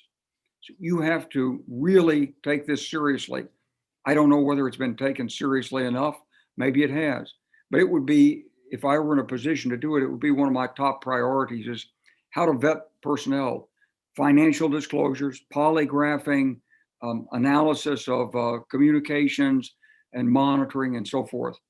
I know from my work in China that in China, Chinese officials, they can't even communicate with Westerners. Any communication with the West, they lose their security clearances in the Chinese Communist Party. What's it like in Ukraine, and how can it be strengthened to the extent that ideally we would go from a Five Eyes system to a Six Eyes system, and Ukraine would be a trusted intelligence partner of the United States? That would be the ideal situation. But how do we get there? Maybe it's impossible, but maybe it's possible if you put the effort into this. And finally, I want to talk about the ethics of the military, because this is also something that the General Staff has to be concerned with. There are two principal points I would bring up. First is the ethic of honesty and openness to admitting mistakes. I remember on one of my trips to Ukraine, I gave a lesson on our combat training centers, and one of the generals came up and said, well, we'll never, you know, we were brought up under the Russian system. We safeguard key information, and that means we lie to each other. So being honest about mistakes, that's really hard for us.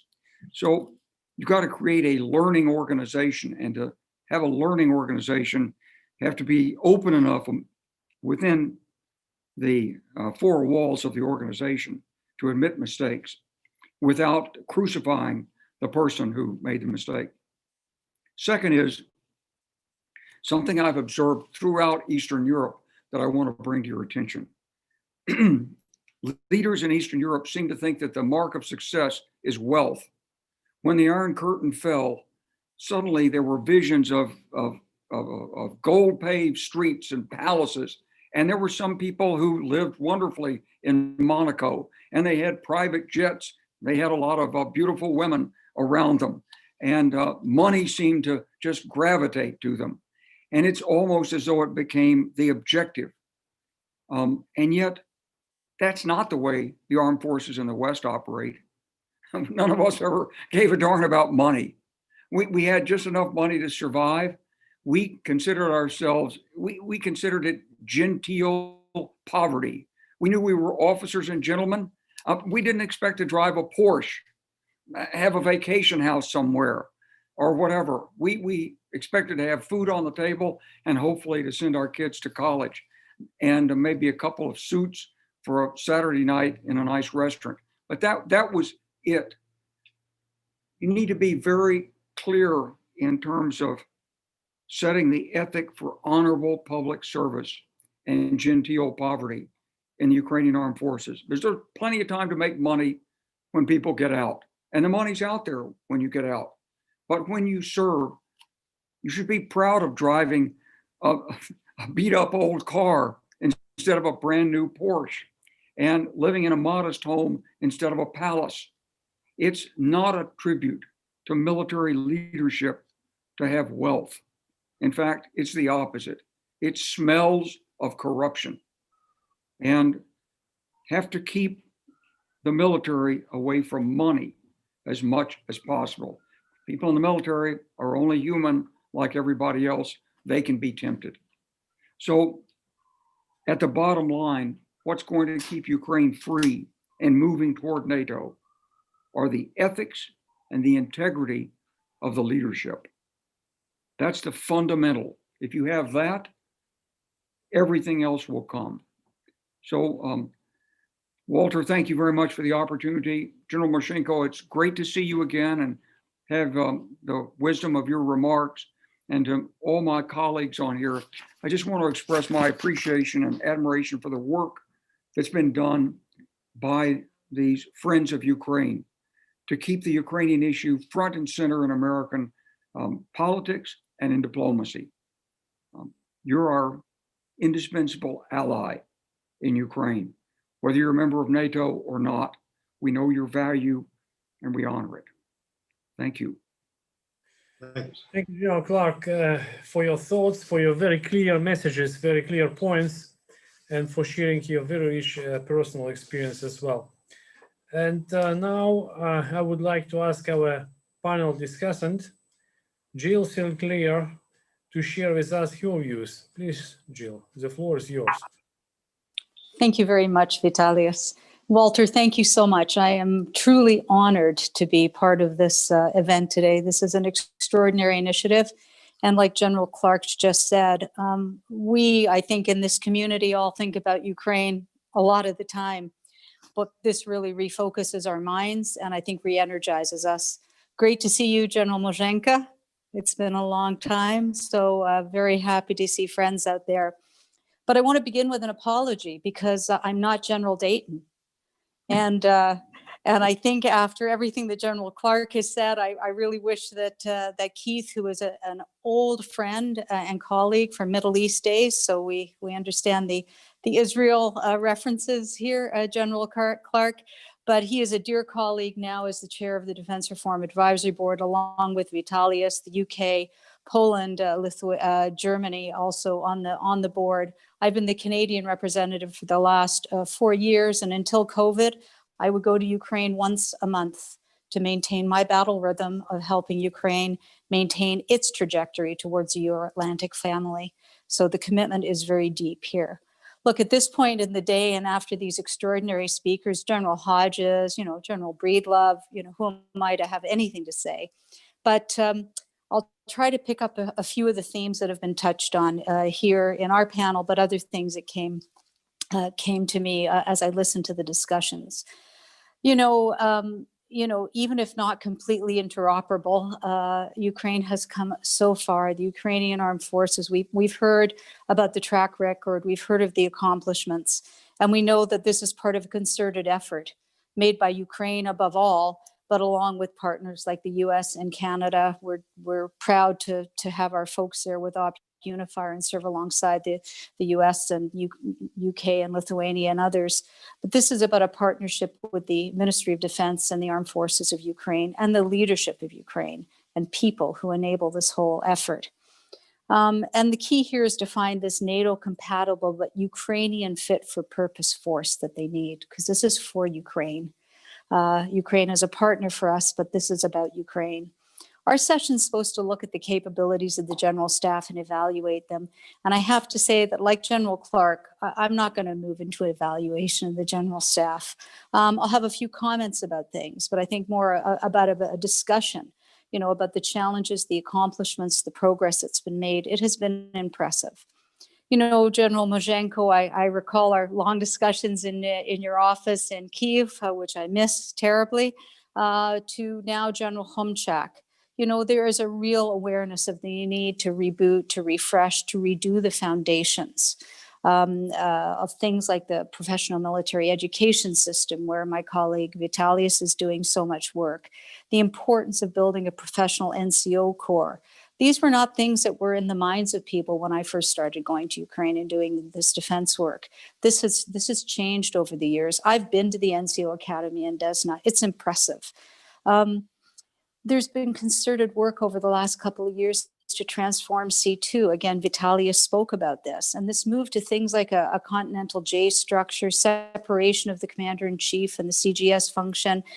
These are really important steps forward. And we now talk about them. They took 2 years to do, This was hard work. And it started this process of transformation, of changing thinking. And this is progress that has been made in a relatively short time. This isn't to say that there's not lots of unfinished business. Of course there is. But there is a culture that is evolving based on joint operations and Euro-Atlantic command concepts that needs to evolve more. And I'll come back to that in a minute. But, I know everybody in this meeting, this virtual meeting knows this, but I always think we have to step back and just always recall context. The simultaneity of the challenges and tasks facing Ukraine and the Ukrainian people. So transform your military, build a modern Euro-Atlantic defense ministry, transform virtually every element of your life, of your society, and get up every morning as the general staff of a country in its 6th year, defending and fighting the relentless aggression and illegal occupation of your homeland by Russia. I always think we have to remind ourselves of this broader context. And I've often thought that not many of our nations would be up to this literally comprehensive remake of society whilst at war. And that's the backdrop. And when I hear General Moshenko speak of challenges and the things that are left undone, it's wonderful to hear that candid kind of assessment of things. But my goodness, there is so much that is being done at the same time. And when I think of the role that some of us have, as defense advisors, it's really easy to lay out what you need to do and even what the priorities are. But boy, finding the magic in the sequencing of that for a nation at war, where this is a no-fail mission. And if you're going to make change, you have to do it in a way that is not going to affect the outcome of the sovereignty of your country. These are really challenging things. When we talk about the role and capabilities of the general staff, I will reflect a little bias here and say that you can't talk about that without talking about the Ministry of Defense. And again, General Moshenko, thank you very much for talking about the Ministry of Defense and the progress and the changes that have been made.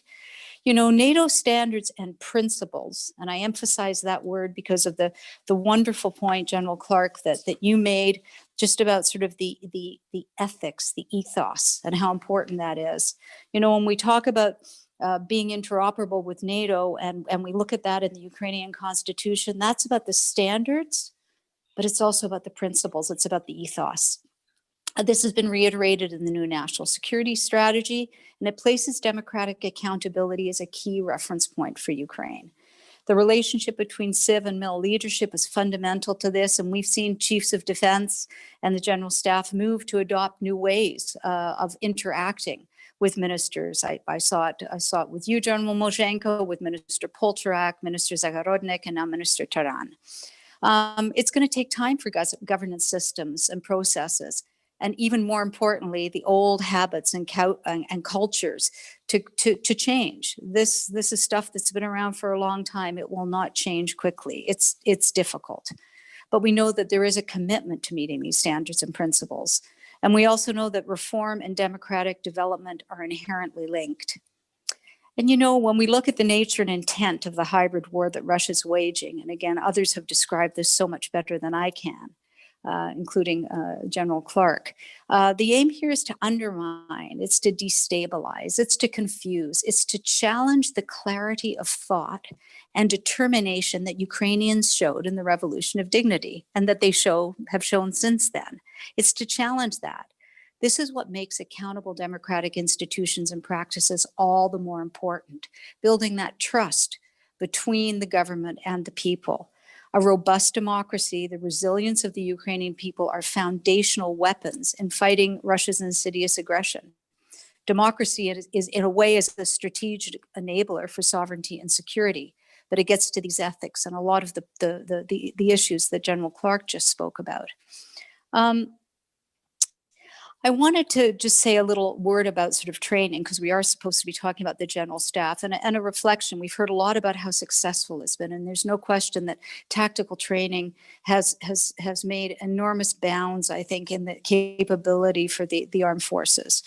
But I think that after 6 years of kind of doing this successfully, moving to training trainers and all of that, I think that we do need to think a little bit more about how we focus not just at the tactical level, but to focus equally on the strategic and institutional levels. We know that Ukraine has extraordinary warriors, trained, committed, battle-hardened, many of them many, many times over. But we also know that reform at the tactical level, without changes at the institutional level and the supportive strategic level leadership, are just not going to bring the sustainable results that Ukraine and we as partners seek in terms of sustainable capability. So I think we need to enable this fusing of the reform effort from the tactical to the institutional. The role of the General Staff as kind of the thought brokers working with the Ministry of Defense is absolutely key in this regard. A couple of other thoughts. NATO, Enhanced Opportunity Partnership. General Clark, I loved your reference to Ukraine as a laboratory. I like to talk about Ukraine as a living lab of everything that we try to recreate in our exercise rooms, but is actually happening in Ukraine. Ukraine is a massive partner for the West. And I think, again, as General Breedlove and others have said, EOP needs to clear NATO heads again to remind allies of the value proposition for NATO of drawing in and drawing on Ukraine's unique experience in hybrid war, understanding of Russia, understanding of the region. I think that EOP also can provide a forcing function to help the General Staff and the Ministry of Defense go the next bound in reform. That next bound is going to be the more difficult one. But EOP reminds us this is a reciprocal relationship. We have much to learn from Ukraine, and it reminds us that Ukraine is a security provider on our eastern flank. But I think we need to do more, and we probably need to do it a little bit differently. Back to the values and principles, this sort of amorphous space of being Euro-Atlantic in spirit. I think that we need to do a little bit more practical work to help folks, the General Staff and the Ministry of Defense, to understand what right looks like, to understand what this not just looks like, but what it feels like. It's difficult enough to convey, to try to change culture, practice, tradition, relationship patterns, especially unhealthy ones, which we know exist. So I think we need to do more to show what command culture really means. What does it mean to have command teams? What does it mean to delegate? How can we let junior officers become more independent, critical thinkers? This is the next bound in building the sort of capability that everybody's been talking about. Professional military education, absolutely key to this. I think that, EOP gives us a great opportunity. People have talked about, in fact, General Muzhenko, you spoke about this, the now, I think, hundreds of Western IMET educated officers who have been through our programs in the US and Canada, Lithuania, elsewhere, make sure that they are employed in the right way. We need to join up the efforts. So I think we need to exploit EOP a lot more to try to make real what the Euro-Atlantic state of mind and state of being means. The other thing is that I think that we need to just focus a little bit more on something I would call it almost a new acronym, and I'll close with this, and I'll offer up a new acronym because I know we don't have enough of them in the world we work in, and I'd like to talk about C3A, which I call culture, coherence, commitment, and accountability. Culture. A refreshed culture for Ukraine's profession of arms. General Clark, you've spoken to this. Ethos, rebuilding the profession, not the tasks, not the job, but the profession and everything that means in a Euro-Atlantic fit for Ukrainian purpose way. Coherence, again, General Clark, you talked about unified organization and flow of information, bringing things together, coherent organizations, but coherence with the strategic direction of government also, between the civilian and military, the Ministry of Defense, across wider government, nesting the efforts always in the wider goals, these Euro-Atlantic goals. Commitment, and here is a message as much and perhaps even more to the international community, I think, than for Ukraine. That's commitment for the long haul. The difficult changes, the choices that coming with implementing a new way of doing business, but a reciprocal commitment from Ukraine's friends and partners, NATO bilaterally, to stay the course.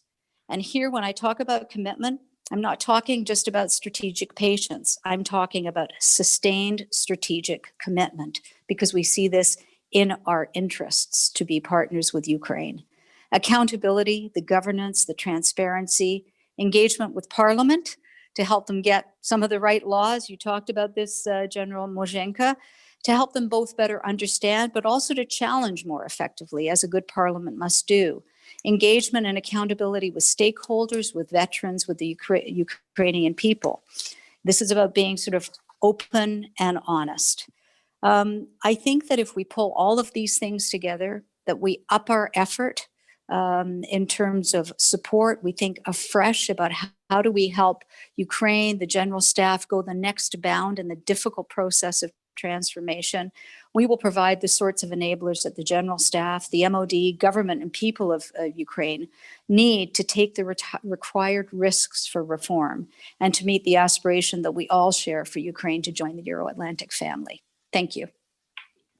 Thank you, Jill, very much for your excellent reflections. And now we move to our Q&A session, and we have about a few minutes left in our last. I would say about 5 minutes, General. 5 minutes?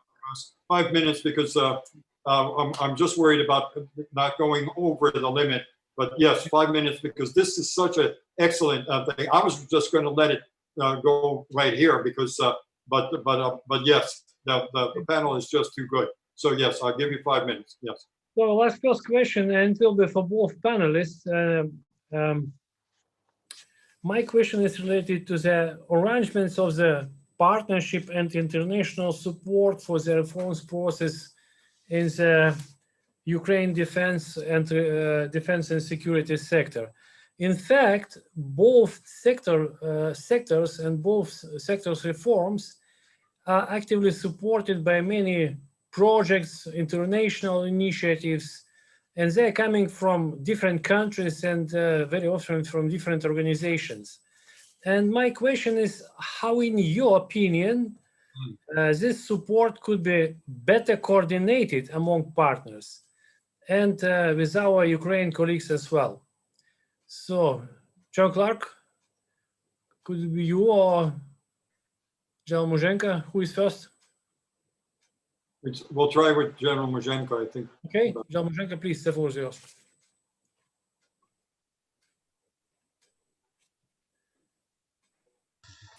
Mikola? Щодо покращення іноземної підтримки і координації. Я думаю, що найкраща координація – це спільні заходи, в ході яких ми можемо обговорювати ті проблеми, які існують в Україні, в її Збройних силах на шляху трансформації і здобутку відповідних спроможностей щодо перспективного членства в НАТО.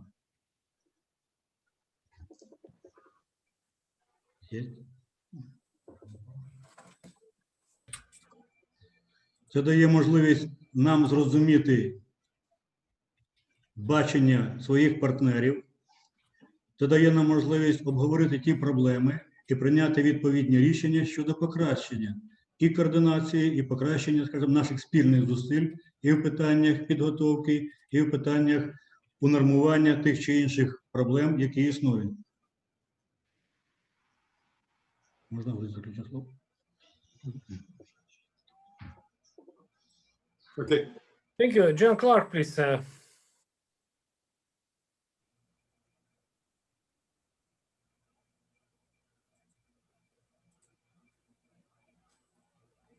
Is there a question that was addressed to me, Walter? Yes, there was. The general Yes. allowed for one question. And The question was about we can say, repeat it. possible ways of better coordination of international support for Ukraine. Congressional support for Ukraine. No, is, international. International. I think international support for Ukraine is mixed. I say that because when I tried to work these issues even 5 years ago, what I found was that President Putin had relationships out there. And so nothing is simple in the world of diplomacy. there's a lot of Russian influence in Israel, for example. And Israel had sold Russia drones. And so Israel didn't want to sell Ukraine drones when they were urgently needed in the fall of 2014. Turkey, of course, President Erdogan is working with Putin and against Putin in a very complicated way. He's part of NATO, but he's against Greece. He is a member of NATO, but interested in pushing the traditional Ottoman role forward. In that respect, he's reached out to Ukraine, and there's a lot of interest in Turkish-Ukrainian defense cooperation. So it is a dynamic, ever rebalancing diplomatic dance out there. Everything that Ukraine can do to maintain support from Poland and Germany, to head off any rivalries with the Baltic states, to be aligned with Romania and Bulgaria. These are critical tasks. And of course, the United States and Canada. But it's your neighbors we have to be concerned about. I mean, I'm still meeting Kazakhstanis in Karlovy Vary in former Czechoslovakia. And I know that, the Russians still vacation there.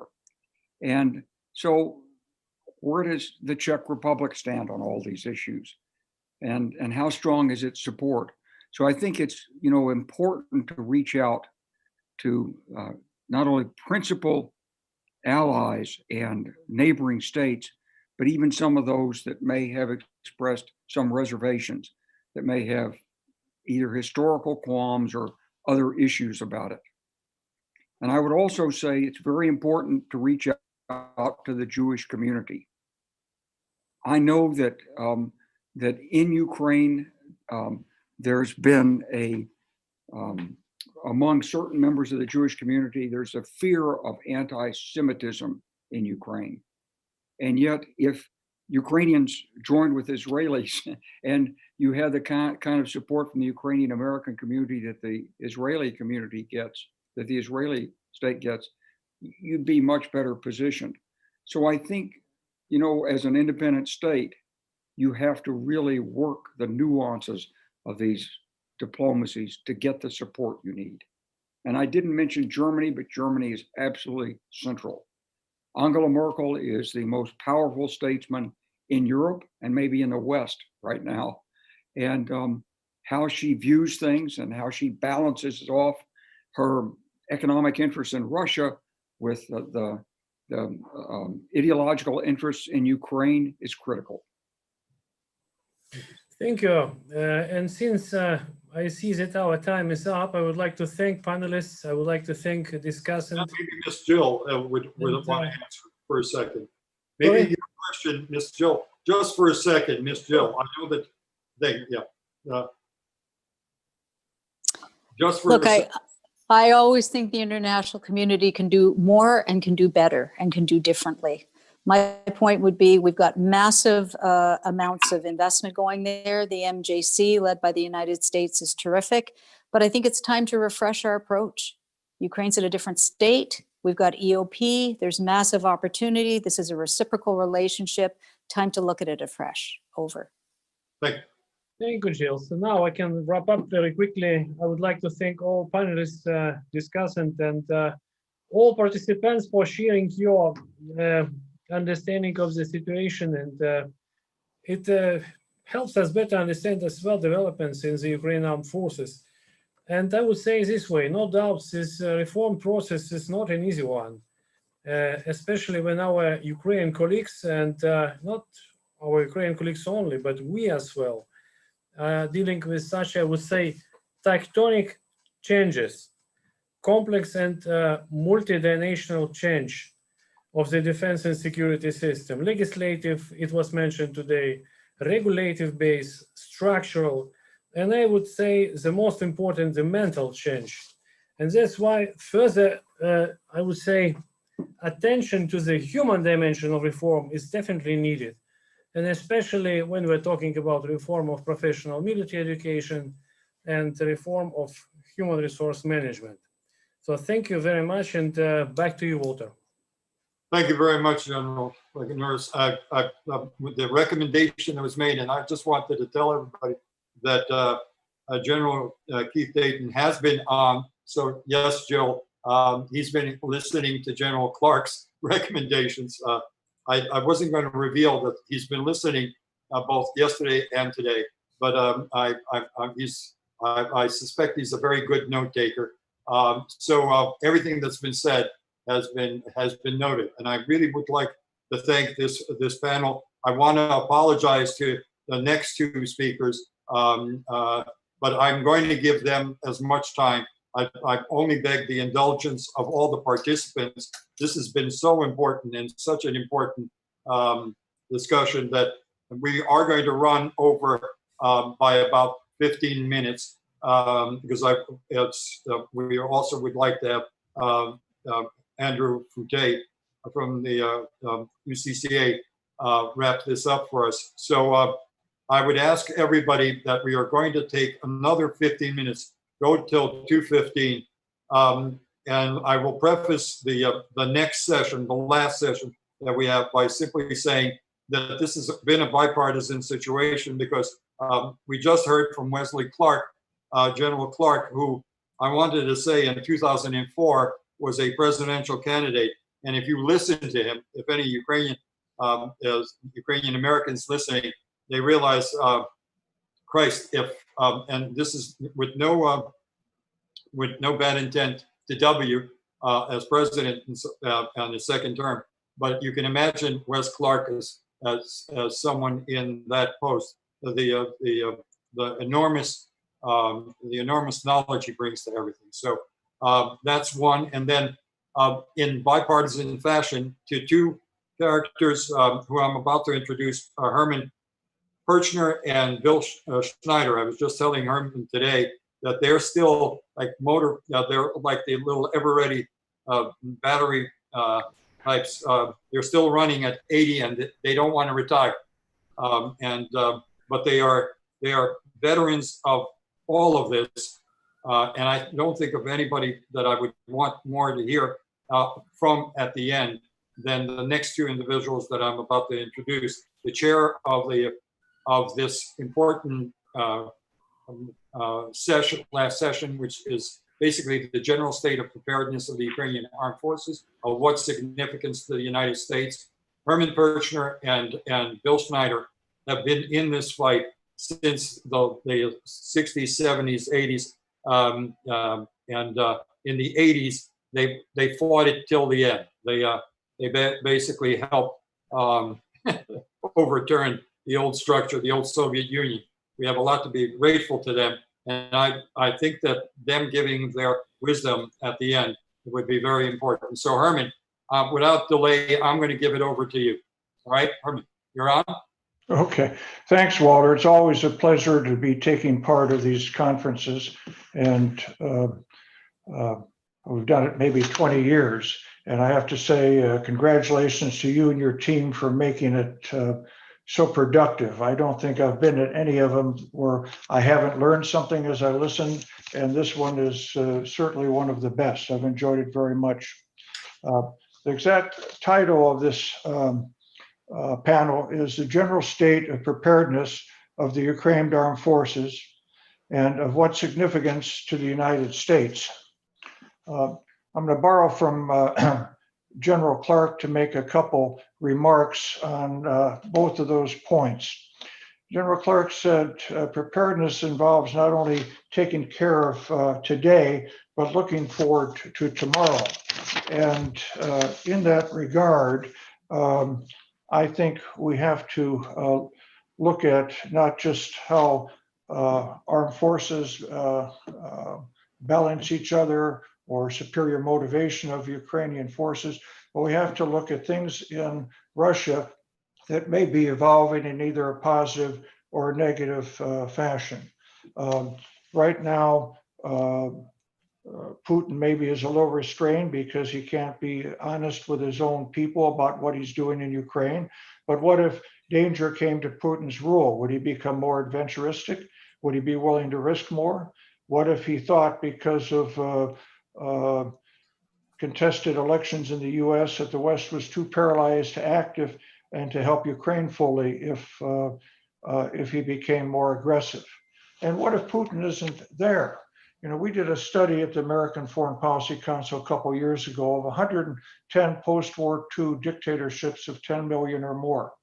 And we found that 40% of those dictators were ousted by a coup, about 22% assassinated, and 5 died from natural causes. And those percentages held even for those who, like Putin, held power 20 years or more. So we can't assume that he will be there forever. And if he goes, contingency plans have to be made for what may come. Will there be opportunities that come from a prolonged power struggle in Russia? Will somebody come that is willing to offer Ukraine a deal that can be accepted and would protect Ukrainian sovereignty?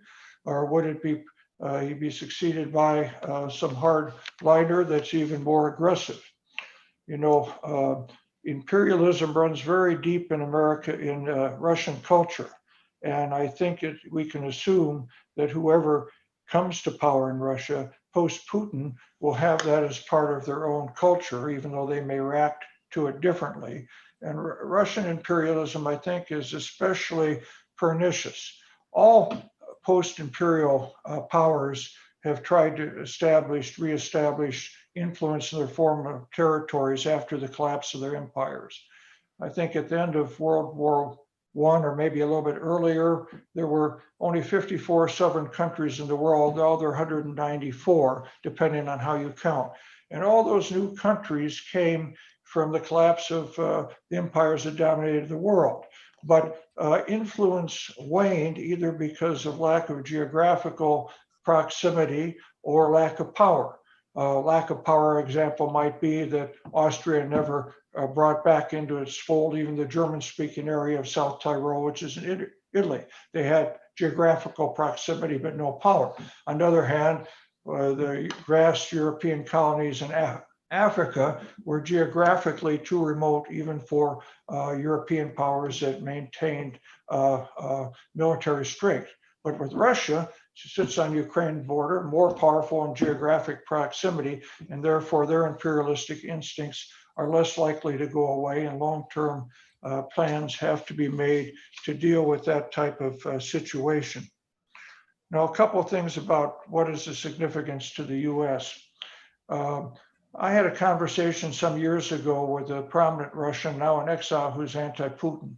And he said, Putin and his circles are the type of people whose appetite is increased by the eating. And I think that's correct. And to the extent that Russia has success in Ukraine, that Russia would even get the Westerners to normalize relationships without getting full Ukrainian sovereignty back. It's simply what's their appetite, and the problem with Russia will become bigger on many fronts besides Ukraine, with NATO members, with people in the Nordic countries that may not be NATO members but are having problems with Russia.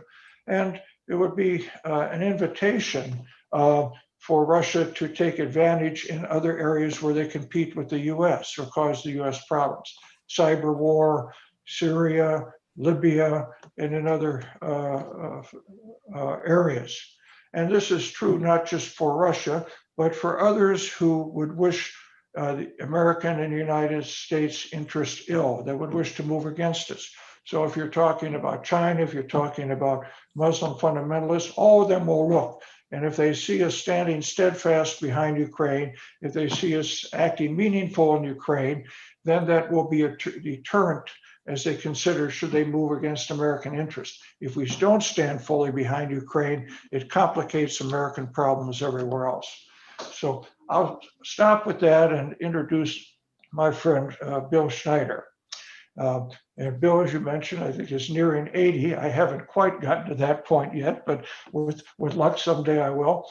And Bill began as a protege to the famed geostrategist Herman Kahn, later ended up as an aide to Senator Jim Buckley from New York, then moved to the House where he oversaw national security affairs for Jack Kemp, later Deputy Director, OMB, Undersecretary of State for Military Assistance, Science and Technology, head of the Defense Science Board, and he maintains senior consultative relationships with most of the national security organs in Washington. In other words, he stays current and he's listened to because of what he has between his ears. Is proven to be wise counsel over the years. And last but not least, he's been a member of the American Foreign Policy Council Board of Advisors for maybe 30 years now. And I think my first joint trip to Bill with Ukraine was 1990. So Bill, the floor is yours. Thanks, Herman and Walter, and I very much appreciate this splendid opportunity. I was very encouraged by General Mashenko's remarks and the support he got from General Clark, as well as General Breedlove. I've been involved in Ukraine matters, as Herman has suggested, for quite some time, and there's a couple of areas that I'll mention in my remarks, which I'll truncate to avoid taking too much time. But first, as a matter of some importance, is the need to improve the preparedness of Ukraine's armed forces and their tactical readiness.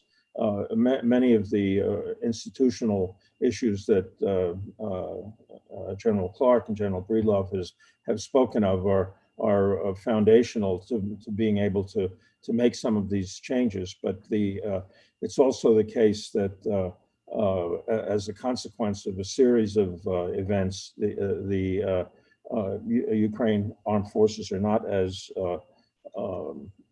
at the highest level of preparedness that would be desirable to deal with the geopolitical circumstances they have. There's no doubt that the U.S. regards it as important. So a couple of points come to mind. Phil Carver had raised them also, but I'll mention them with a little specificity.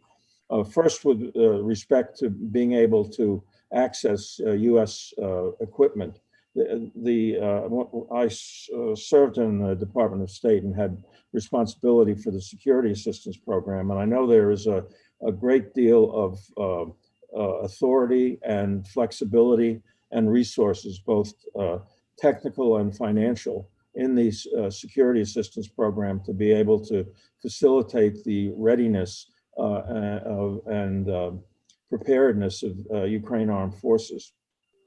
A second dimension that hasn't been mentioned, but is a strength of Ukraine and potentially applicable to this aspiration, is the defense industrial readiness to support the capabilities of the armed forces.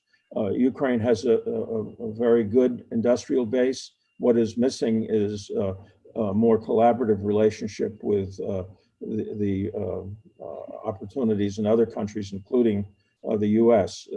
The U.S. has substantially liberalized the basis on which it can collaborate with the industrial base of other countries.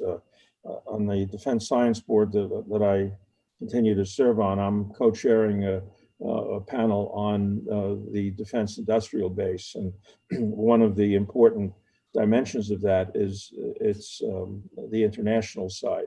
We have substantially liberalized the basis on which our industry is able to collaborate with industry abroad, and I won't go into it here, but rest assured that it's definitely practical. We have over 200 non-U.S. companies involved in the U.S. defense industrial base. They have offices and facilities in the U.S. Their American employees all have security clearances and are able to have the same contractual rights as a U.S. company. So I think that in thinking about the preparedness of Ukraine armed forces, we should consider the industrial base as a dimension of our ability to collaborate, and that can also serve to reinforce the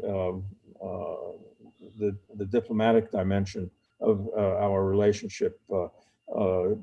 Jill Sinclair and others have referred to the International Military Education and Training Program. There is a parallel opportunity on the defense industrial side to collaborate as well that can produce more ability to interoperate at the industrial level. I think this is a dimension that might be considered. And as General Clark commented, it's very important to separate the operation of the armed forces from the operation of the industrial apparatus. You don't want to contaminate the armed forces with having to be also too involved in the commercial and financial transactions associated with defense. And U.S. has a fair amount of experience with that, and I think there's again some good institutional bases for putting some structure to that that effort. As we're entering the period of political change in the U.S., the military actually has, or the defense apparatus has less change than most of the other aspects of the domestic economy and domestic governance structure. The defense apparatus has a large permanent institutional base. In the DoD, there's only about 40 positions that change with an election. The rest of them are permanent officials supported by laws that don't facilitate political interference. So again, there's a lot of forces that seem to be emerging during our election cycle that suggest turmoil and turbulence. I think that you'll find that there's the institutions of continuity are probably stronger than the stimulus for turmoil. Also, I think there's a good parallel to that on the diplomatic side, where there are relatively few political appointees in the diplomatic apparatus. This gets to sort of third dimension of this that we're also working on in the Defense Science Board, and we've had great help from Phil Carver on this, has been improving our ability to contest Russia and others in the gray zone. The discussion we've had earlier about the Wagner Group and other use of private military contractors for Russia to avoid accountability and responsibility for the consequences need a political military reaction. And this is an area where we can take advantage of some of the strengths in our own diplomatic apparatus, the ability to use legal institutions and legal authorities to challenge the ability of Russia to use its private military contractors in the way it has been doing, and to deny it the ability to escape accountability for that. So I think we have some very good dimensions to this, that if Ukraine is able to make the kind of institutional changes that General Clark and Jill Sinclair and General Breedlove have pointed to some of the mechanisms that Phil Carver has described in his presentation, I think can be readily implemented, and there's a sound basis for doing so in the U.S. The government has the authority and it has the resources. Now it needs the impulse to get the thing started. So I know I want to end at 14:15, and I see a hand up from Phil Carver. So perhaps it might be timely if Phil's actually still behind the hand there to speak up. Can we get Phil, Andrew, can we get Phil in, Herman? I wouldn't know how to get Phil in, Andrew. Andrew. Neither does Phil, but that was two sessions. It was a question for General Moshenko, and I don't want to delay it now, so I apologize. I just forgot to take my hand down. Okay. Walter, I know we're way over time, so I'll let you decide what we do. If you need to get I'll let you have that one question. You as the chair of your session, what question would you ask Bill on the issue of significance? Something that you might think that he might be able to expand on, because he's touched several very important issues. Well, Bill, could you elaborate a little more on who should be the point of contact to establish greater cooperation between the industrial bases of Ukraine and the U.S.? Yes, well, we have an institutional relationship established with several countries. I think one of the ones that has worked most successfully has been with Israel, where we have a joint Defense and Department of State. In some cases it's annual, some cases it's quarterly meeting between senior officials and support staff dealing with defense, industrial, and international security issues. And establishing an institutional arrangement like that can bring in the industrial base, that can bring in the coordination of international activities, and perhaps along the lines that General Breedlove was suggesting. If we're going to try and strengthen the Minsk process, for example, having a coordinated defense and State Department activity at the operating level can be very effective because of the way in which these institutions have their reach into allied countries. I give one set of examples in seeing how that we might be able to do this. If you look at the defense cooperation with the Nordic countries who are not members of NATO, we have quite an effective set of informal and ad hoc arrangements with them that has produced a very high level of defense industrial cooperation. Our training aircraft is going to be a Swedish aircraft that's built by Saab in collaboration with Boeing. Saab is one of those 200 European countries that has both industrial facilities and offices and all of that in the U.S. and operates just like a U.S. company. So I think there's something to be learned from how we operate and collaborate with non-NATO members in Europe that would be applicable to the experience that we could put into motion with Ukraine to have a very high level of collaboration and work into a defense industrial collaboration that would facilitate upgrading the preparedness of Ukraine armed forces so that they're able to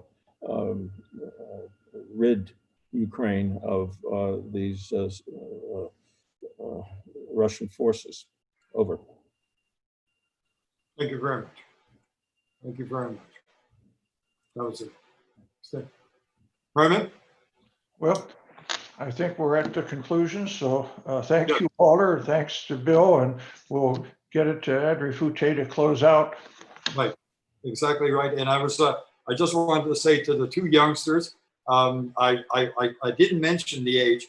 I hope I didn't mention the age, because that would have been a terrible but I just want to thank both of you, because I've known how you've kept a careful eye on Ukraine for all those years, and you didn't let the ball drop. And I appreciate both of you and the work, the enormous work you've done, not only in that late Soviet period, but in that post-Soviet period. We have a lot to thank both of you for. So with that, you're right, Herman. I now move to our last speaker, and that is the president of the Ukrainian Congress Committee of America, the umbrella organization for the Ukrainian American Armada. And Andy, it's all yours. You're muted. Muted, Andy. Can you hear me now? Yes. Okay, thank you. Thanks, Walter. First of all, a very big thank you to our partners in hosting this roundtable, and a special recognition to you, Walter and Andriy, for an excellent two-day event. It was incredibly heartening to hear the progress made by Ukraine's armed forces year after year. Even more amazing is that over the past 2 days, we heard from multiple government representatives and advisors at a time when both Ukraine and the United States have some very active and somewhat contentious electoral campaigns. And never did we hear anything from our speakers about what party or candidate they supported.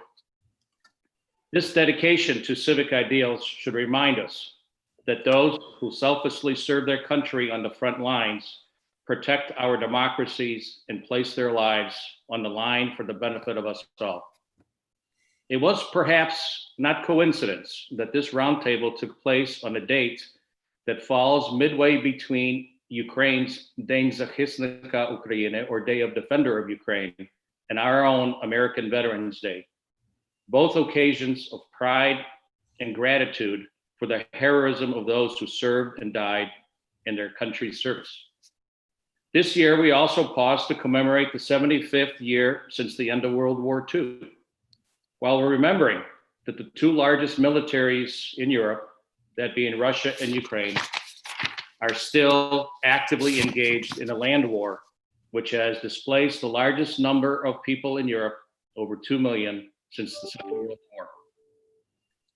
I would be remiss if I didn't acknowledge the presence of our Ukrainian American veterans in attendance these past 2 days, as they attend every year, whose active UAV posts across the country are a living reminder to us of the sacrifice and commitment of those who served in those great European land wars and those currently serving in the United States military operations in Iraq, Afghanistan, Syria, and parts of Africa, as well as the active service of our sailors and airmen patrolling the entire planet.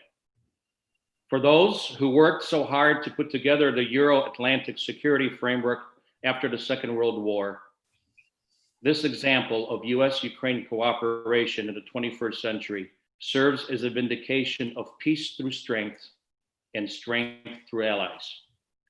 But the forces who act against liberty still remain. In a series of tweets early Tuesday morning, the North American Aerospace Defense Command, NORAD, reported that American F-22 Raptors intercepted a pair of Russian Tu-95 Bear bombers escorted by Su-35 fighters in the Alaska Air Defense Identification Zone, as they came within 30 nautical miles of Alaska's shoreline. NORAD said it was also identified a Russian A-50 airborne early warning and control aircraft, supporting the other Russian planes that loitered in the area. Later that morning, Russia's Ministry of Defense tweeted a video of the encounter from their pilot's perspective. Last night, FBI Director Christopher Wray and Director of National Intelligence John Ratcliffe addressed the nation from Washington, D.C., where they announced that Iran and Russia have gotten a hold of some voter registration information in order for it to be used by foreign actors to attempt to communicate false information to registered voters that they hope will cause confusion, sow chaos, and undermine your confidence in American democracy. As we encourage our community to be active in the democratic process, we must never forget that an enemy remains out there determined to divide us, waiting for the right moment to not just limit themselves to flights over international waters. In less than 2 weeks' time, the campaign season will end and the real work of our advocacy will begin. Meeting with newly elected members of Congress by way of our local bipartisan community chapters and continuing our advocacy efforts with the administration the American voters will choose on November 3rd.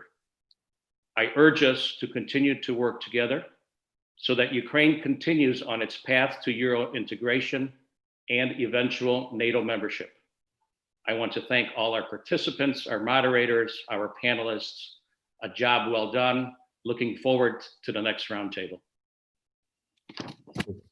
Thank you very much, Andrew, and thank you for all your work and the work that you've done to keep our Ukrainian American community as vital as it has been. As we've heard, our American friends have commented on. With that, I want to say that I'm bringing to conclusion. I always have bragged at the beginning of these things about a stellar first roundtable. I will say that from now on, we will always register the 21st as equal in its stellar power to our very first, because I'm touched by what happened. And I see that we truly have, both Andrew and Bob talked about it, we truly have established an American group of friends of Ukraine that is extremely valuable going forward. And we'd be remiss if we did not keep that particular plant constantly watered. So with that, I can say we're officially bringing this event to a close, but I do invite you to something that will be akin to this event. Every year we do a security dialogue with our partners, a security dialogue that we aim, hopefully it might be live. If it's not live, it will be a webinar in either late February or early March. We will also be doing the report card that we talked about that we do every June. And next year, we start a new trilogy, and we've been in communication with our friends and fellow sponsors about whether we will do a trilogy on continuing economic reform, dealing with some of the economic issues in the next 3 years that Ukraine will face, or with a different issue, depending on how the election goes, with the notion of creating a stronger and more established national identity that is established and yet tolerant. And that's the next 3 years. We could do that as a topic. So to next year, but with the notion that this has been a truly seminal event.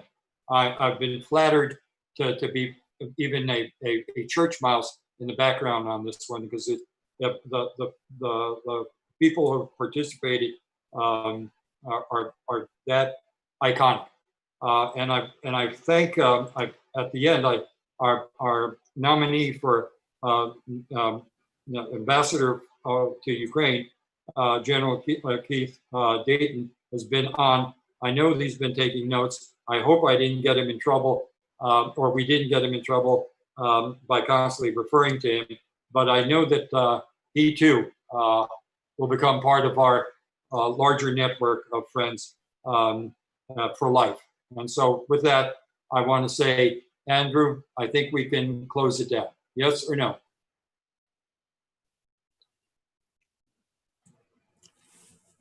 We're good to go. We're good to go. Thank you. Thank you to everyone. Thanks. And we'll meet again in one of these circumstances again sometime early next year. Thank you again. Fantastic job, Walter. Fantastic.